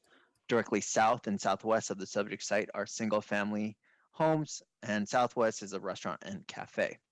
The applicant is proposing to change the existing neighborhood community commercial land use designation to mixed use commercial. The existing neighborhood community commercial land use designation supports, again, a very broad range of commercial activity, including commercial uses that serve the community in neighboring areas, such as neighborhood serving retail and commercial professional office development. The proposed mixed use commercial land use designation is more commercially focused than the mixed use neighborhood designation and allows for a greater intensity of use. Appropriate commercial uses include neighborhood retail, mid-rise office, medium-scale hospitals or other healthcare facilities, and medium-scale private community gathering facilities. Staff analysis found that the project site is not located within a growth area and proposes to convert an approximately 1.09 gross acre site from a wholly commercial land use designation to a mixed use land use designation. The site is not located within an identified growth area and is not within a half-mile transit. Therefore, intensification of the site may result in production of more greenhouse gas emissions than a site within an identified growth area. The proposed project would intensify the amount of commercial and residential on the subject site. However, intensification of commercial could be achieved with the existing land use designation, and the development of residential and commercial outside of a growth area is generally discouraged by general plan policies. Further, if the proposed general plan amendment is approved, affordable housing could move forward and use state density bonus to eliminate any commercial use on site, resulting in a 100% residential project. A community meeting was held on September 20th, 2021. 3 community members attended. Community members were interested in the timeline for development and staff explained that the project would need additional entitlements for any proposed development. The proposed project would change the general plan land use designation and zoning district, but would require a site development permit for further development. Community members also asked about traffic congestion and impacts related to parking, and staff responded that cumulative traffic analysis was required for the proposed general plan amendment and zoning under CEQA. However, a specific development project would need to be proposed for a site-specific traffic analysis to determine the number of parking spaces or any impacts to the local roadways. An initial study and negative declaration were prepared by the Director of Planning, Building, and Code Enforcement for the subject general plan amendment and conforming rezoning. The documents were circulated for public review between November 12th, 2021 and December 10th, 2021. The negative declaration states that the proposed general plan amendment and conforming rezoning will have less than significant effects on the environment. No impacts are identified, therefore no mitigation is required. 2 comments were received regarding standard PG&E disclosure in Santa Clara Valley Water recommended edits. The comments did not raise any concerns regarding the adequacy of the CEQA documents. Staff recommends that the Planning Commission make a recommendation to City Council to find the proposal in conformance with CEQA and deny the proposed general plan amendments and rezoning. That concludes staff's presentation. All right, great. We'll now open up the floor to applicant presentation. Mr. Schoenauer, the floor is yours. If I could share my screen first, attempt to share it.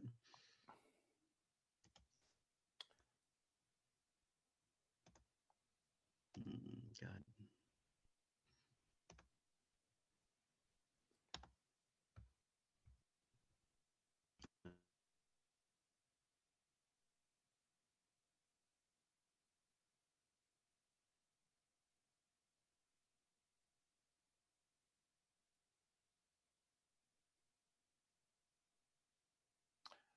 Mr. Schoenauer, I think you're on mute.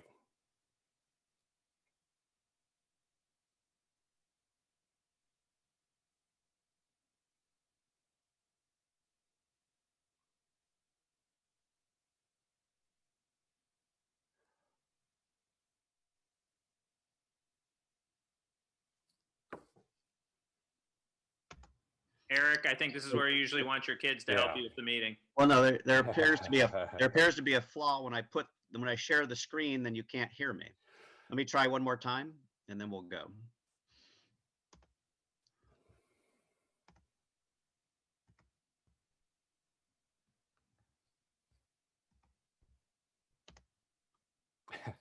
Okay, now can you hear me? Yes. We can hear it. We can hear you. Okay, sorry about that. Great. So good evening, Commissioner Bonilla and members of the commission. My name is Eric Schoenauer, and I represent the property owner of this site. I did want to give 2 perspectives on Commissioner Young's comments during the previous study session, where he stated that the city should not use employment land to provide housing. Well, 2 key facts. The first one is almost all the planned housing in the general plan is on employment land. There is no vacant city residential land. So housing sites downtown are on properties that could just as well be commercial. Housing sites in North San Jose are on land that are currently designated industrial park. And almost all the land in urban villages that is going to accommodate residential or mixed use residential is on commercial land.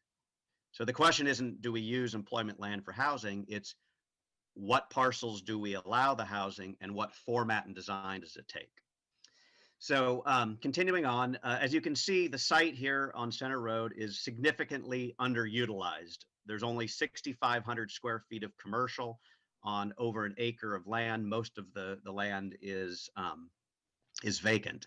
And our request is very different from Sharon Drive in that we are requesting mixed use commercial.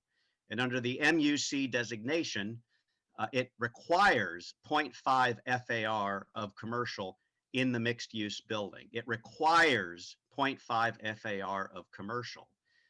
So the question here is, if we could take this underutilized site and we can triple, more than triple the required commercial square footage and put housing on top of it, why wouldn't we do that?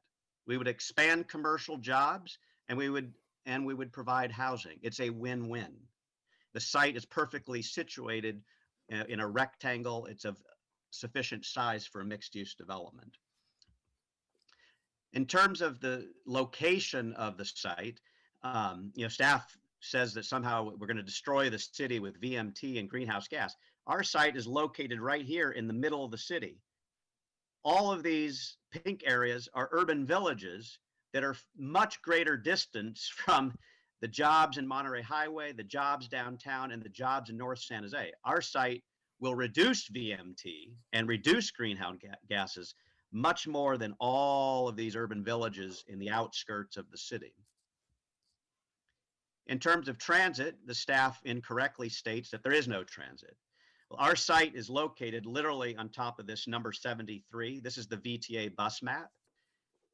Route frequent, and that's the VTA's term, not mine. Frequent bus route 73 goes right down Center Road and has stops within a block of our site. In less than half a mile away is frequent route 70, which goes east-west down Capitol Expressway. And then also within half mile is local bus route 42.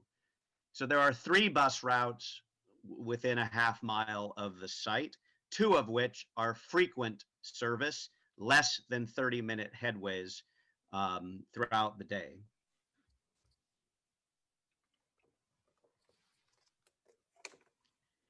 With regard to the staff's argument that somehow if you change to MUC, someone will use state density bonus and not do commercial. Well, the flaw in that argument is that under the current designation, NCC, the general plan policy H-2.9, which I have on the screen here, this site qualifies for this policy today, which means today we could sell our land to a nonprofit affordable housing developer and build 100% housing with 0 commercial under general plan policy. So that is a smoke and mirror argument. If we want to have mixed use with expanded commercial and housing on top, the MUC is the only path that allows that to happen. And lastly, in terms of intensity, MUC and NCC, the current designation, have FARs and stories that are similar. Right? The current designation allows 5 stories. MUC would allow up to 6. And the reality is under MUC, you would never get to 6 stories because there's a cap of density of 50 units to the acre.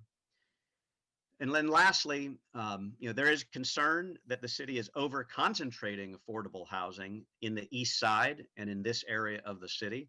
And there is a desire for market rate housing in this neighborhood. And so our proposal would do just that, expand, triple the size of the commercial space on site and allow market rate housing on top to give people an opportunity to live in the neighborhood. So with that, we hope that you would support the project and recommend approval to the City Council. Thank you. Thank you, Mr. Schoenauer. We'll now open it up to public comment. Do we have any public comment? We do not have public comment, Jennifer? I am not seeing any hands raised and I didn't receive any email requests. Going once, going twice. Public comment is now I do- closed. Go ahead. Sorry, Chair. I do see Bob's hand. It was on and off twice. Is he on right now? Yeah, I do see that he's on. Bob, did you want to speak on this item? Yes, I would. Okay, perfect. Okay, so you have 2 minutes to speak. Thank you, Bob. Chair Bonilla, Vice Chair Casey, Commissioners, Planner Rivera, thank you very much for this opportunity to address the board regarding this proposal. My name is Bob Taniguchi. My telephone number is 669-254-7369.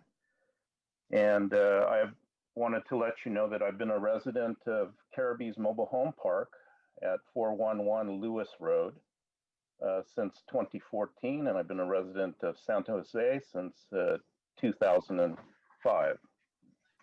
I was also in attendance at the community meeting last year, and at that time there was a presentation made which showed a proposed building that would be a mixed-use occupancy somewhere in the neighborhood of 6 to 7 stories, commercial below, residential above, 50 to 60 units. Although I'm not opposed to adding housing units to the city's inventory, nor am I opposed to commercial development, I do believe that such a low-rise or mid-rise Mountain View style 6 to 7 story mixed use commercial residential building project is not the best fit.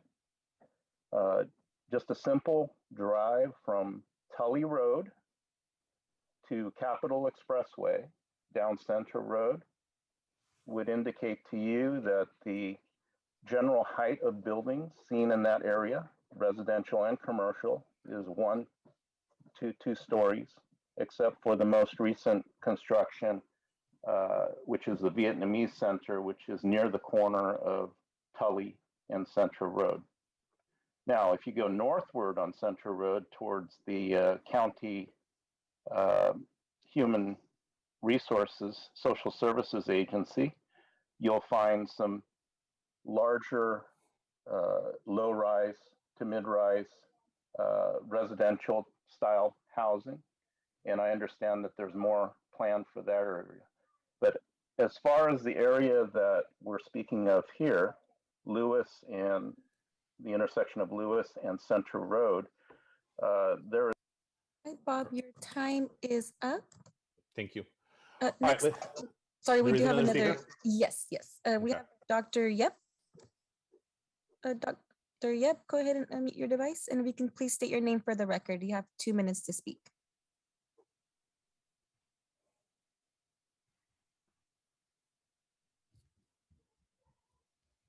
Dr. Yep. I do see your mic is unmuted. If you can go ahead and state your comment now. Can you hear me now? Is it working? We can hear you. Yes. We can hear you. Okay, yes. My name is Dr. Benjamin Yep. I'm also a local resident of this area. I live on Lewis Road as well. The site I have mixed feelings about. It is very underutilized right now and has been underutilized for the last few years. Its location is next to a commercial district and it's next to a high school and it's across the street from a church. So there is a lot of foot traffic and activity going there. Recently, the lanes for that road specifically have been reduced from 6 to 4 total. So therefore, the traffic going both directions is so dense, especially on weekends during the church hours. Cars are really driving illegally through the sidewalks to get out of the area. It is not a safest area for high density at the moment. That being said, that's just to address the traffic comment that was made earlier. As for the comment that it is a 6-story planned building, mixed commercial use, again, I have mixed feelings about that. It is a very high opportunity for businesses to take advantage of that foot traffic area. At the same time, looking at the surrounding community, it is definitely not a high affordability housing capabilities. Most of the residents in the area are only able to afford something of the mid or lower range housing. And as you know, San Jose has a very large housing crisis. The whole neighborhood is on the lower spectrum of affordability. So having a high cost facility there will not be able to allow residents of the area to stay there, nor will be able to future maintain them. Now I understand gentrification is great for some things and bad for others.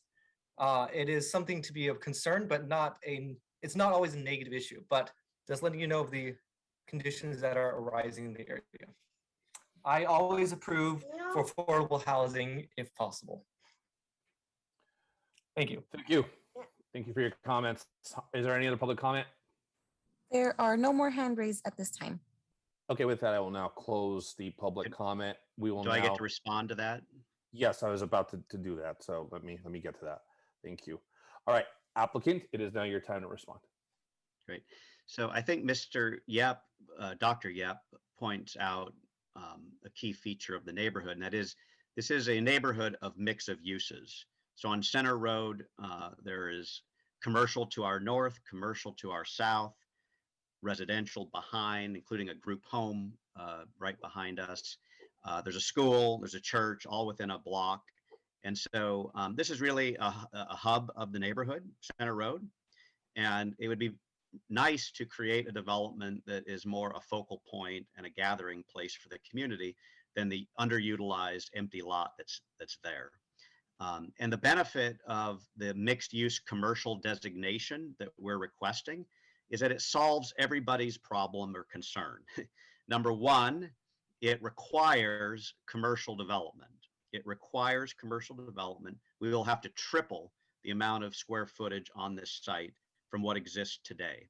So people who are concerned about jobs and commercial services for the neighborhood, this project will include that. For people who feel that we should have more housing, we have a housing shortage, this use allows housing above. And for people who are concerned about overdevelopment, this designation does cap the housing density at 50 units to the acre. Only 50 units to the acre. Most development that you see that comes in front of you, apartment buildings, are at 90, 100, 150 units to the acre. So this is a very modest density of 50 units to the acre with commercial development below and parking enclosed within the building. There is no project, by the way.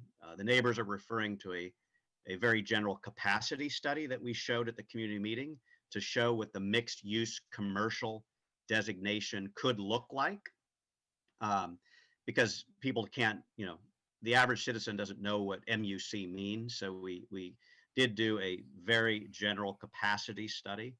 But ultimately, the project design has to go through the city's public review process. And the city has citywide design guidelines that require neighborhood compatibility and setbacks and step backs to ensure that whatever gets designed and ultimately comes forward is appropriate for the neighborhood that it's in. So with that, I hope that the commission will find that this is sort of your cake and eating it too. You get expanded jobs, you get housing, and you clean up a really unattractive, underutilized corner and make it a hub of the neighborhood. Thank you for your consideration. Mr. Schoenauer, thank you for that. Next time you got to bring that actual cake. I need some. Commissioner, now we'll open it up to commissioner questions. Commissioner Young. And then Lardenois. Thank you, Chair. Would like to have staff comment on Mr. Schoenauer's comments that all housing projects in the city are being built on commercial lands. I can respond to that. So, yeah, so I think when we're going through the general plan process, I think San Jose doesn't have vacant land really anymore. It's not like a city like Chicago or Detroit where we have lots of brownfields. We have an urban growth boundary. We're very much built out. In the past, we had, old farms we did convert some cannery buildings into specific plans. So what the approach of the general plan is sort of, again, grow downtown is a mixed use environment that allows both. North San Jose has been on the books for a very long time, 20 years at least, to allow some conversion of some of the employment land up there to residential to internalize traffic trips to create a more mixed use environment. But the real approach is the urban village approach, which does allow the growth of jobs and housing. It does allow conversion to mixed use and housing on commercial land within urban villages. Of course, those are the growth areas. So the general plan defined the process by which you could do that. It's pretty complicated, as I'm sure Eric would admit. So one, you have to go through an urban village planning process to identify how those conversions will happen, how you will grow both jobs and housing. And there are sort of exceptions for that. There is the signature project policy, which you guys are familiar with now, and there's policy 512 for affordable housing, which you're familiar with as well. But those are all sort of areas that the general plan has decided we are going to grow jobs and housing together. And we will convert land, a commercial, retail, office, mainly commercial, strip malls, et cetera, to housing. And so it's sort of a more thoughtful, mindful approach on how to do that. So Eric's right, it does allow conversions in that area.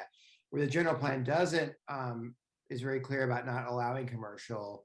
or excuse me, conversions to residential is outside of those growth areas. So that really is the distinction. Okay, thank you. Except policy H-2.9. Mr. Schoenauer. Point of order. Yeah, Mr. Schoenauer, if we can allow for Mr. Commissioner Young to continue. So thank you, Mr. Brio. Chair, I'm going to come back later, but that's it for now. Okay, Mr. Schoenauer, I'll go ahead and give you the chance to clarify.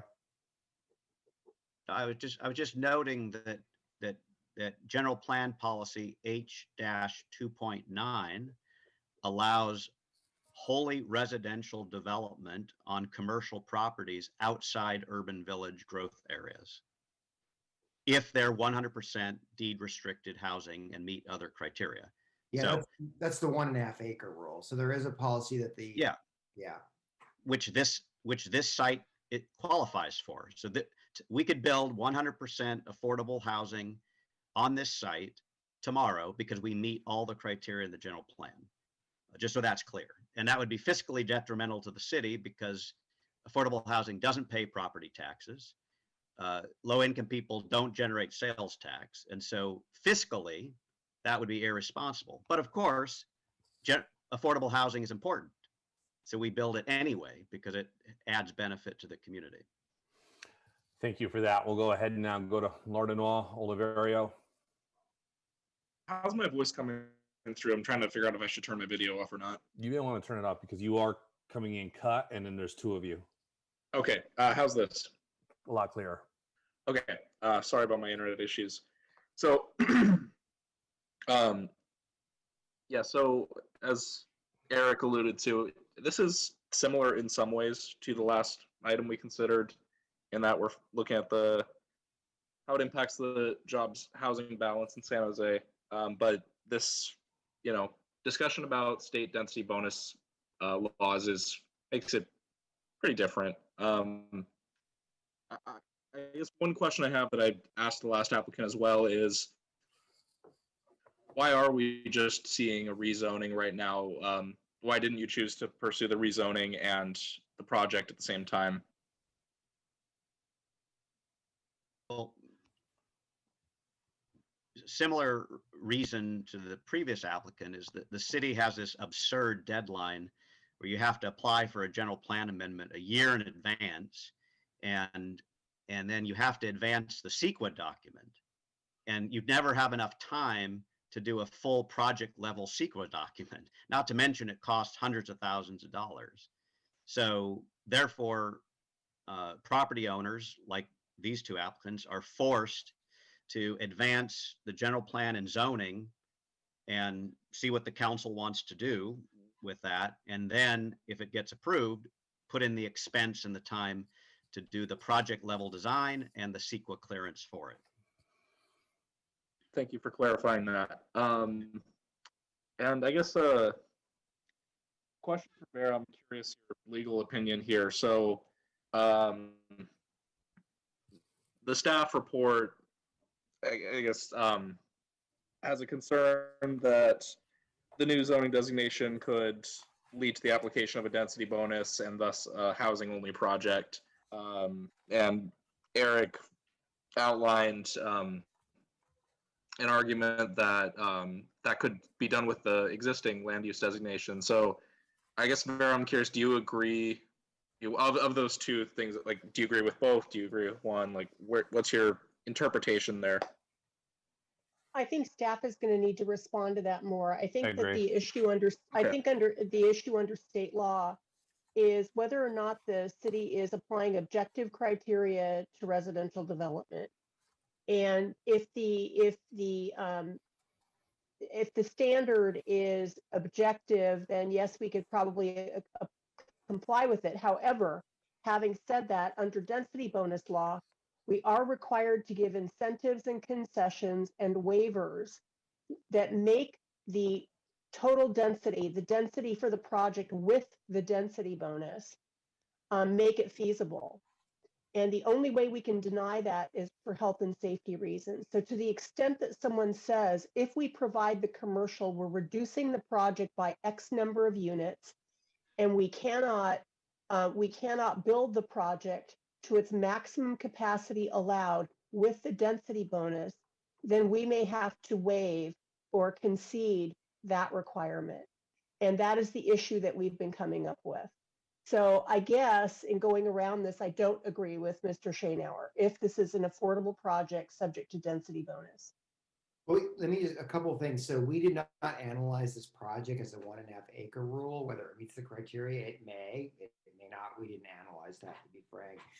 But I think a lot of people, when they talk about density bonus, think density bonus is for affordable housing projects. And that makes sense because in San Jose, for the most part, only affordable housing projects apply for density bonus. And they get concessions, they concession away commercial. But we have to be mindful that market rate housing projects can also get density bonus. So if they provide a percentage, maybe 5% of low income, very extremely low income housing, there's different percentages that you can provide of the total units. But if you're largely a market rate project, provides some number of affordable, then you can get concessions and you could concession away the commercial as well. So it is what it is. I just want to make it clear. It's not just density bonus for affordable. It's density bonus for market rate projects that provide some amount of commercial. I'm sorry, some amount of affordable. The requirement under Government Code Section 65915 is that, when we talk about market rate, is 10% moderate income for sale. And so if this were a for sale project, they would have to do 10% moderate in order to get a density bonus. For lower income, it's, I believe, 10% rental, but I'd have to look at that again. But I'm sure about the 10% moderate for sale. And there are also different configurations. It can be a senior project with a certain amount of senior where they're not income restricted. It can be student housing. It can be a number of things now because the density bonus law has expanded generously to give density bonuses and incentives and concessions. Thank you for that, Vera. Michael, Commissioner Law. Wait, I'm sorry. There's one more. So thank you for going into all the details there. So just to be clear then, you're saying you don't see a way that under the current land use designation, someone could use a density bonus to get a housing only project approved? No, that's not true. Policy 2.9.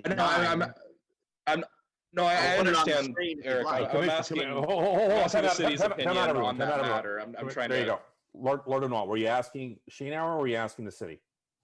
I'm asking the city. I understand Eric's argument. I'm just trying to get the other opinion on it. I have a copy of the policy I can put on the screen. If you'd like. Mr. Shainauer, give me a second. Let me have Lord O'Neill ask his question to the city. I will give you a chance to jump in, but let's go through the process right now. Mr. Lord O'Neill.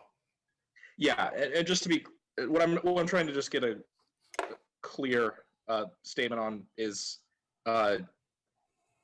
either Vera or planning staff, if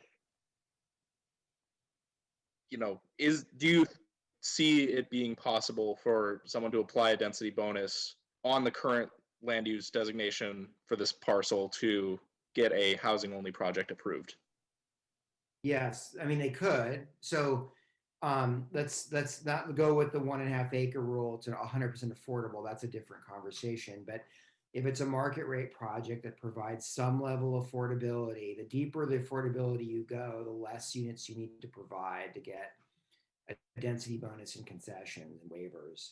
So a market rate project could come in, provide extremely low income housing units, maybe 10% of the units or 5%. I'm not sure. We have to go look at the actual state law, but it's not nearly a majority. It's a small number. And then they can request a concession on the commercial. What HCD has told us, HCD is Housing Community Development Department in the state, is that if they ask for that waiver, we have to grant it unless there's really a health and safety reason why we can't. And we can't, and there's no real reason why they don't have an adequate reason how it would reduce costs for development, which I don't see how they couldn't make that case. So yeah, so we had been holding the line saying that developers cannot use density bonus to get rid of the commercial, or at least get rid of all of the commercial. HCD has told us they do not agree with that. So we've we've essentially dropped that. This came up at the city council meeting on policy 512 on December 14th. And I don't know if it's because of that, but the council essentially got rid of commercial requirements for affordable. Michael, Staff acknowledges excuse me for pardon me. Excuse me for interrupting, but that would be true under MUC, the designation, and also the MUC zoning. Is that true under NCC designation and the CP zoning as well? Because I think Commissioner Lardinaw's question was the existing zoning. Yes, would that's that be an correct. issue? Oh, the existing zoning. Well, Yes, I think you answered it as far as the proposal, but not the existing zoning. Well, the existing general plan doesn't allow residential. There you go. Got it. All right, Commissioner Lardinois, we've dived in, and I know there's a lot of speculative discussion right now, but I do want to give Mr. Schoenauer the chance to weigh in, and then from there, I'm going Ornelas Wise Oliverio. So, I just want the policy facts on the table. If I could please share my screen, I'm going to show you the general plan so you can read it for yourself.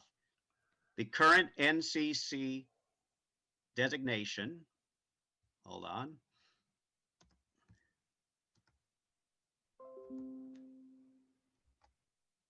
Okay.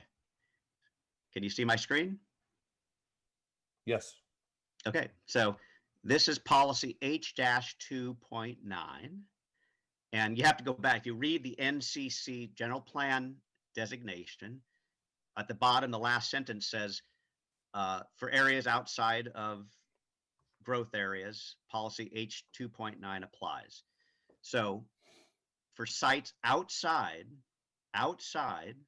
urban village areas that are designated neighborhood community commercial, you can do 100% deed restricted affordable housing with no commercial requirement, as long as you meet this criteria. And this site meets the criteria. The site is 1.5 acres or less. The site is underutilized, and we meet that because the FAR of existing commercial is 0.2 or less. We've already discussed that we are adjacent to residential, that's policy 3, and policy 4, we're not near heavy industrial. Policy 5, we're within half mile of transit with a 30-minute peak headway. We have 2 lines that are less than 30-minute headways.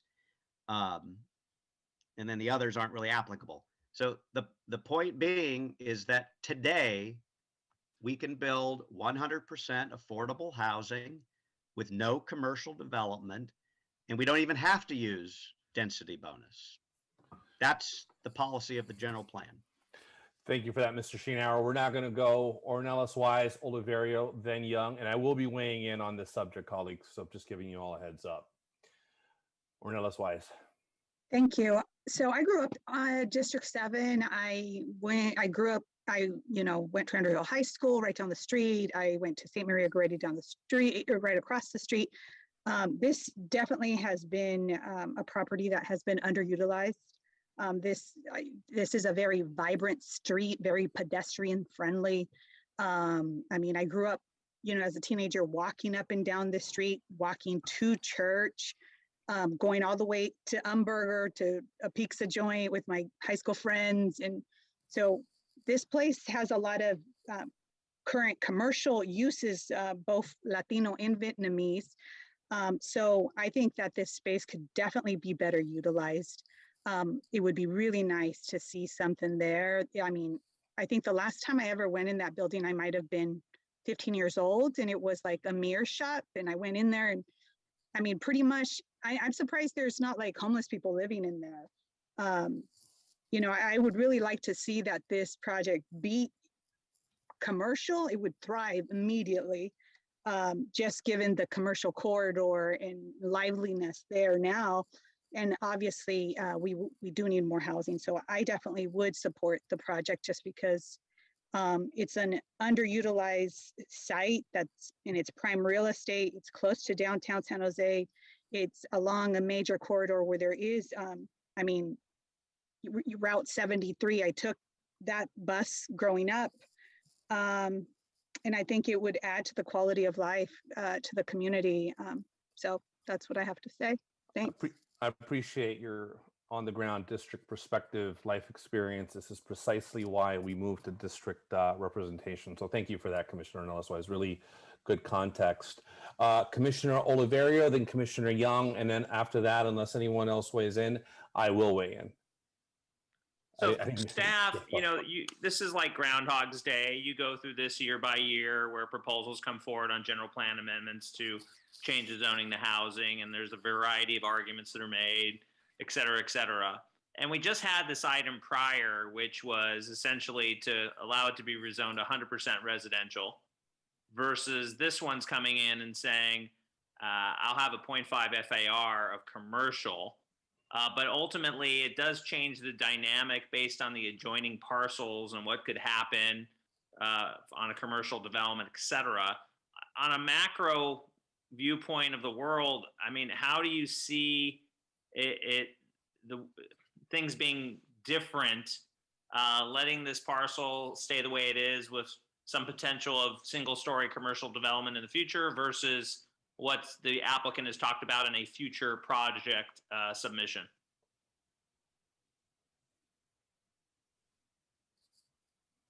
Robert, did you want to take a go or do you want me to go? Oh, you can go, Michael. Yeah, I mean, I think on this one, I mean, to be clear, I think our general plan is very clear about where you grow residential and where you don't. And that's kind of really the crux of our argument here, with an acknowledgement that, there could be a case under density bonus where you could just build a 100% residential project. Now, Eric's correct under the 1.5 acre rule, and this appears based on what we just saw that would meet that criteria. You could do that with affordable housing. But this is the kind of site, if you look I'm looking at Street View, if you look directly across the street on the other side of Lewis, there's a pretty new, vibrant shopping center. And that's the kind of use that we think that could happen, or there could be an opportunity for on the property in question this evening. Got it. Commissioner Oliverio, did you want to ask anything else, or was that? No, that's fine. I mean, I was really looking for that top level view that Michael's familiar with over the years, and I understand where you're coming from. Thank you. Commissioner Young. Thank you, Chair. Couple points.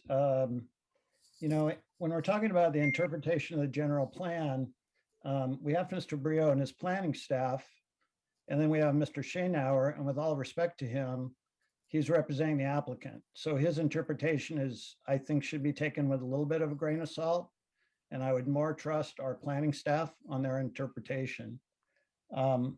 Secondly, if we're talking about a 6 or 7 story market rate housing project, the folks that live in that area most likely will not be able to afford that.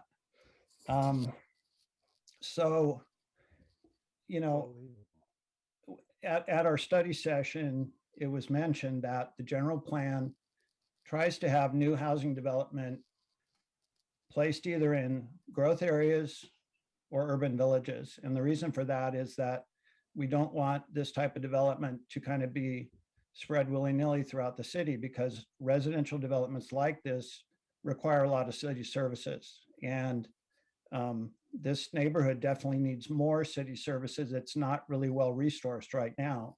So to add another 7-story residential building, I think will make that worse. I think it's a prime location for commercial retail use. There's a very vibrant Asian shopping center right nearby.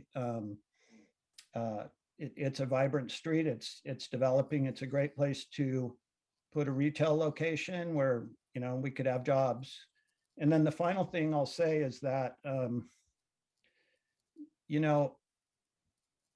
I don't think our job is to invent new ideas about the general plan. It's to follow the spirit of the general plan.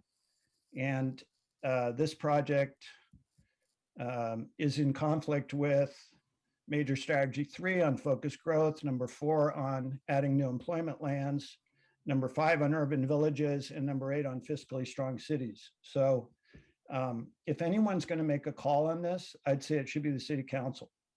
I think we need to follow the spirit of the general plan as is recommended by the staff.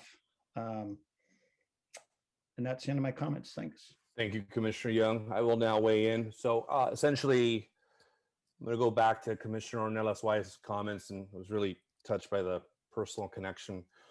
You know, I've talked to about 9,000 folks here in my district about various issues. And one thing that we keep talking about in District 5 is, when are we going to get some of these market rate opportunities within our community? Because there's value, right? There's value in bringing all types of socioeconomic backgrounds within one community. And without a doubt, the east side of the city, it feels somewhat disconnected from those opportunities.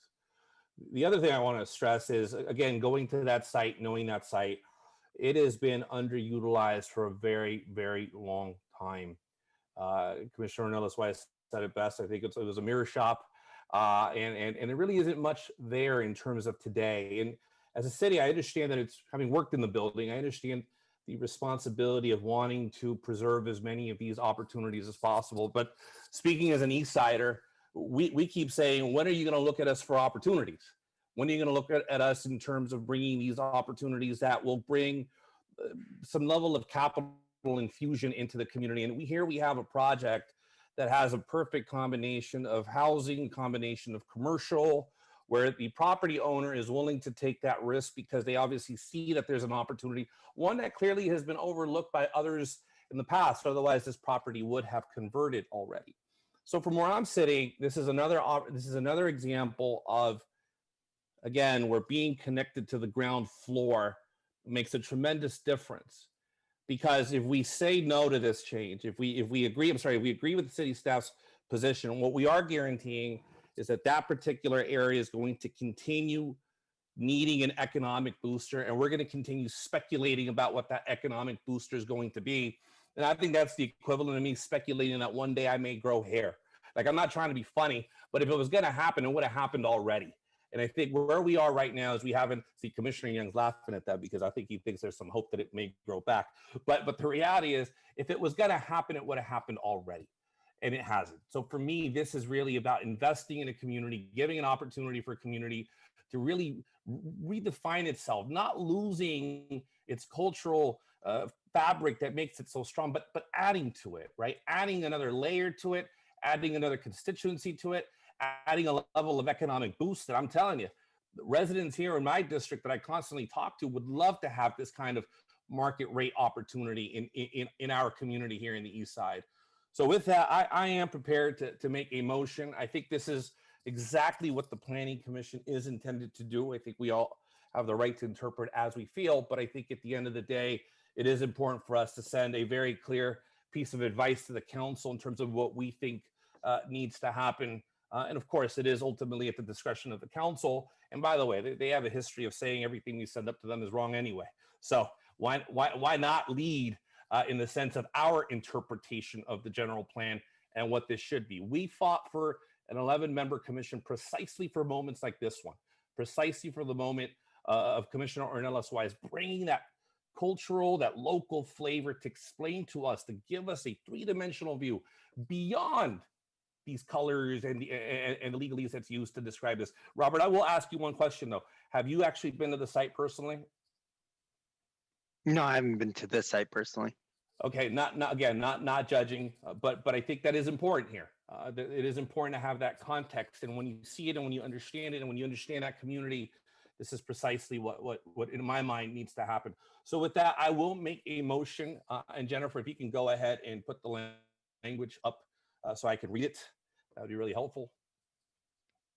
And I will say this to all my colleagues: thank you for weighing in, thank you for your point of view, and thank you for your thoughtful discussion. You are literally the dream as to why we have 11 members on this Planning Commission. All right, with that, I'd like to make the following motion. The Planning Commission recommends that the City Council take all of the following actions. One, that we adopt a resolution adopting the initial study negative declaration for 2905 and 2911 Center Road General Plan Amendment. Number two, that we approve a resolution to change the land use transportation diagram land use designation from neighborhood community commercial to mixed use commercial. And number 3, that we approve an ordinance rezoning the site from commercial neighborhood and commercial pedestrian zoning district to the MUC mixed use commercial zoning district. With that, colleagues, I will entertain a second. I will second that. Thank you. Thank you. So Bonilla with the motion, Ornelas Wise with the second. With that, I will take a roll call vote. Bonilla, yes. Casey? Yes. Caballero? Yes. Cantrell absent. Garcia? Yes. Lardenois? Lardenois? Yes. Montañez? Yes. Yes. Oliverio? No. Ornelas Wise? Yes. Torrance? Yes. Young? No. No. With that, the motion passes with Commissioners Oliverio and Young voting against, Commissioner Cantrell being absent.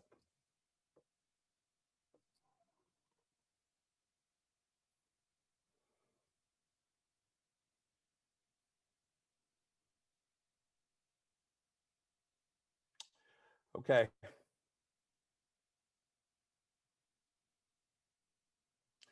We will now move to item 8E. Are we prepared to move to 8E? Yep. Robert Rivera, planning staff.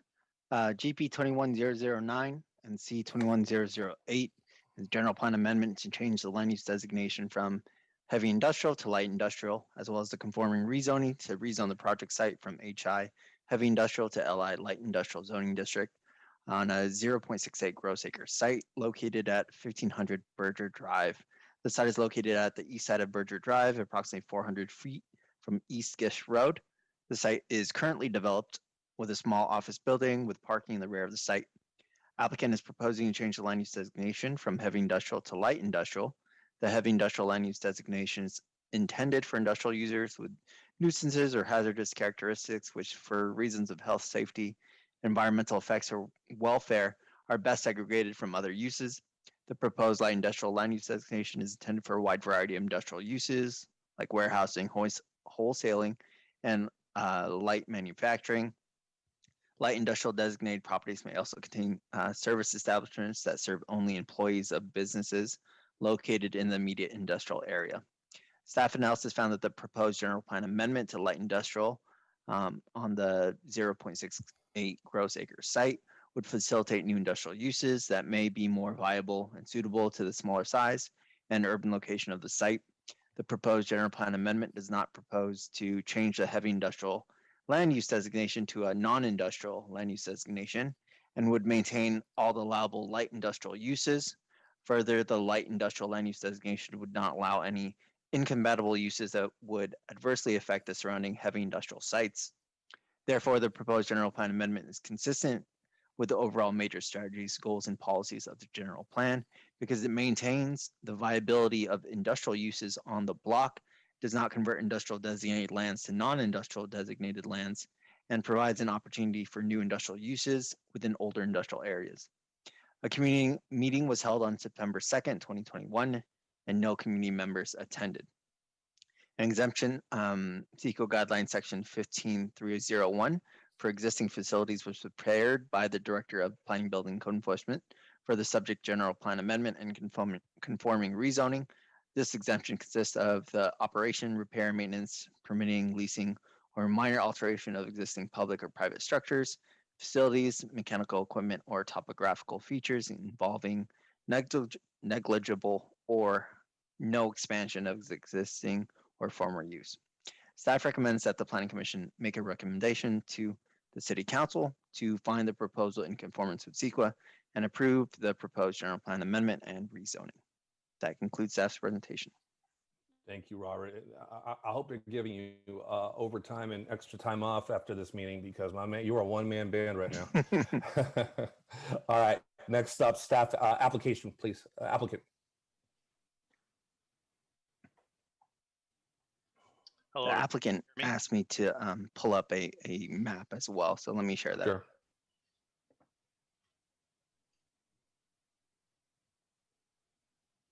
Can everybody hear me? We can. Thank you. Okay. Hello, everybody. My name is Todd Walter. I'm the architect involved in this project, working with Loaves and Fishes Family Kitchen. And so I'll be speaking here tonight on behalf of them. Gisela Bushi, who is the CEO of the company, is also online listening to our conversation. So if there's other questions specific to their operations, she's here to help out as well. So you can see in the aerial view there, the 1500 Burger Drive designation, that's the current facility. And it was previously, years ago, was a construction office building. And then I think it was Green Waste Office bought it a number of years ago.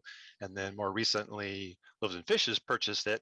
And Loaves and Fishes Family Kitchen, for those of you who don't know, they're an organization that provides food for people who are in need of food and help and so forth. And so currently they operate a kitchen out of the Morgan Hill area. There's a church that has a kitchen. And so they've been operating out of that area for a number of years. So they've been looking for a facility in the San Jose area that's more centrally located throughout the Bay Area.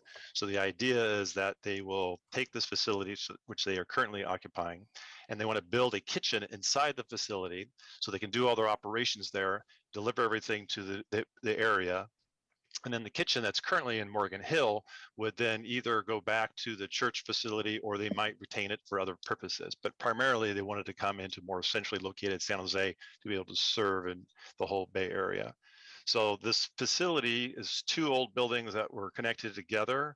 One half of the building will retain office space for the functions of Loaves and Fishes. And then the other side of the building will then become a kitchen facility that will be housing approximately 6 to 8 staff that they can then serve their food from there. It's all interior remodel that we're doing. The minor work on the outside in terms of accessibility, things like that, but we're not really modifying the exterior skin of the building. It's all interior. So the idea is that right now it's designated heavy industrial, which does not allow for kitchen facilities. And so by going to light industrial, then we can have a kitchen facility as well as offices to support that facility. So based on that, we are hoping that everybody would find that this would be a great solution for their needs and for the city and the community as well. And if anybody has any questions, I'll be happy to ask and answer. Thank you for that. We will now open it up to public comment. Do we have any public comment, Jennifer? We do not have any hand raised at this time, and we do not receive any email requests. Then we'll go ahead and close public comment. Next applicant, you have nothing to respond to, but if you want to use your time, go ahead. No, I'm fine, but I just want to let everyone know, thank you very much for the opportunity, and we hope that you find it favorable for us. All right, great. Thank you. Commissioner questions. I see Commissioner Torrens' hand up. Commissioner Torrens, the floor is yours. Thank you, Chair. So I just have one question for the applicant. I'm aware that there is a Loaves and Fishes operating in San Jose already. I can't remember the location, but can you just speak to that? What operations are currently happening? As far as I know, the one you might be talking about is down the road on Burger Drive, is where they were operating, kind of across the street from the county facility. They were there for a number of years, and then this facility came available, so they purchased it 2 years ago and moved down the street. And so that's good operations from an office standpoint, but from their facilities for cooking and preparing meals, that comes from the kitchen facility that's down in Morgan Hill. Okay, so they've just been distributing in San Jose at that location that you mentioned. Is that right? I think it was mostly an office operations. Their staff would drive down to Morgan Hill in the trucks, pick up the food, bring it back up to the Bay Area, do their deliveries, and then the office again was on Burger Drive. The operations of the kitchen was down in Morgan Hill. So now they're going to do is consolidate the two, the San Jose and Morgan Hill facility, into the single structure on Burger Drive.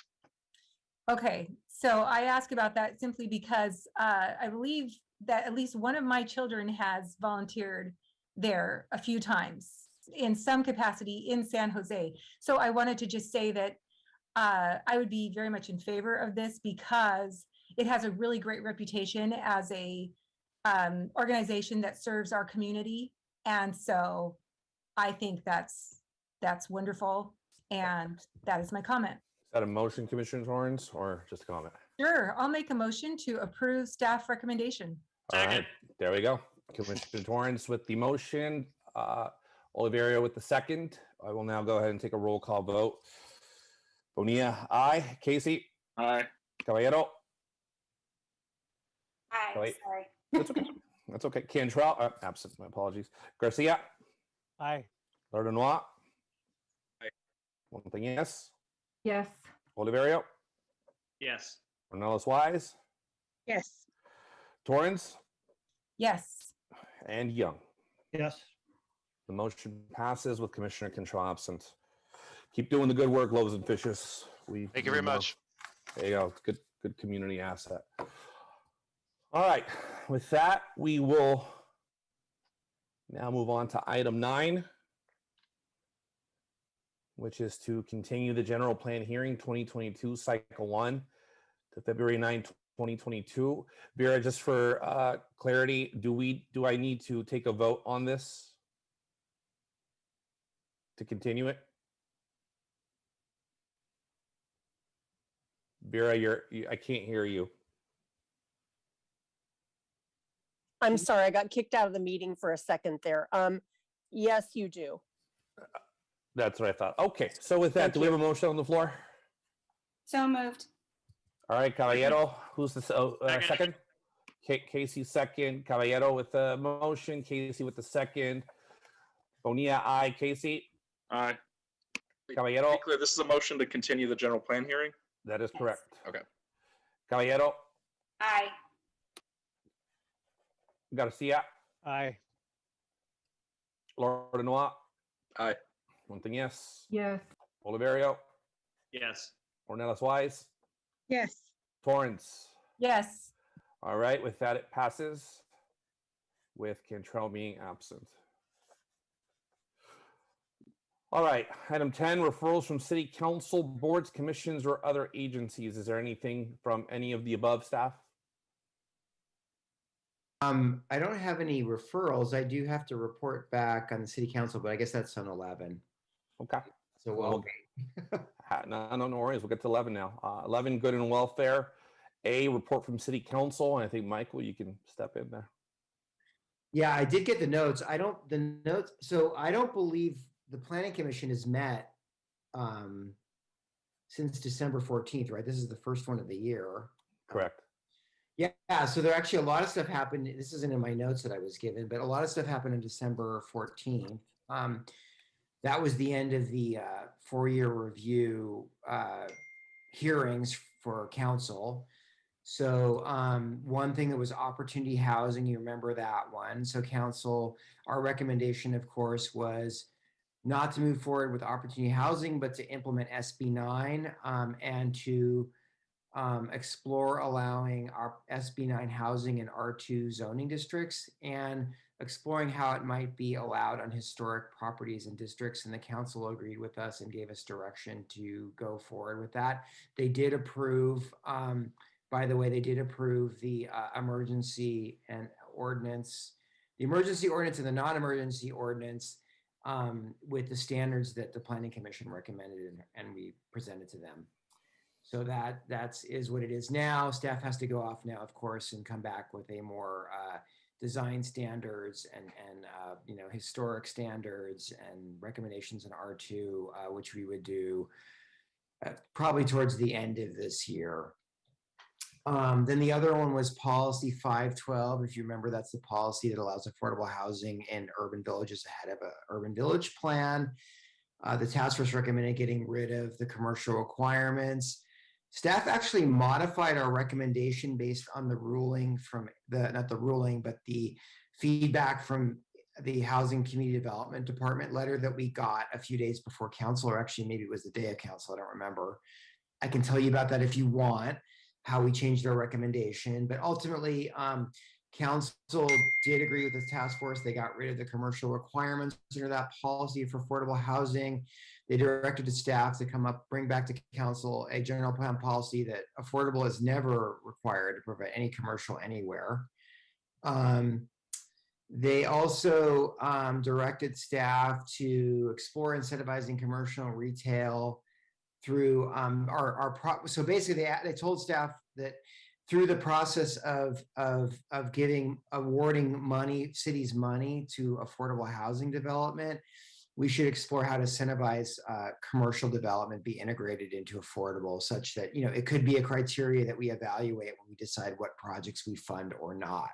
So in other words, use the power of the city's purse, but don't use a general plan policy to encourage commercial and affordable. Along that lines, they also directed staff to explore creative financing and ownership models that could promote and facilitate and assist affordable housing developers with integrating commercial in their affordable projects. I think the sentiment of council is they recognize that affordable commercial is very challenging to finance for affordable housing developers, but in some level, it really is a goal that we should continue to pursue in some way and see if we can use carrots rather than a stick. Let's see what else.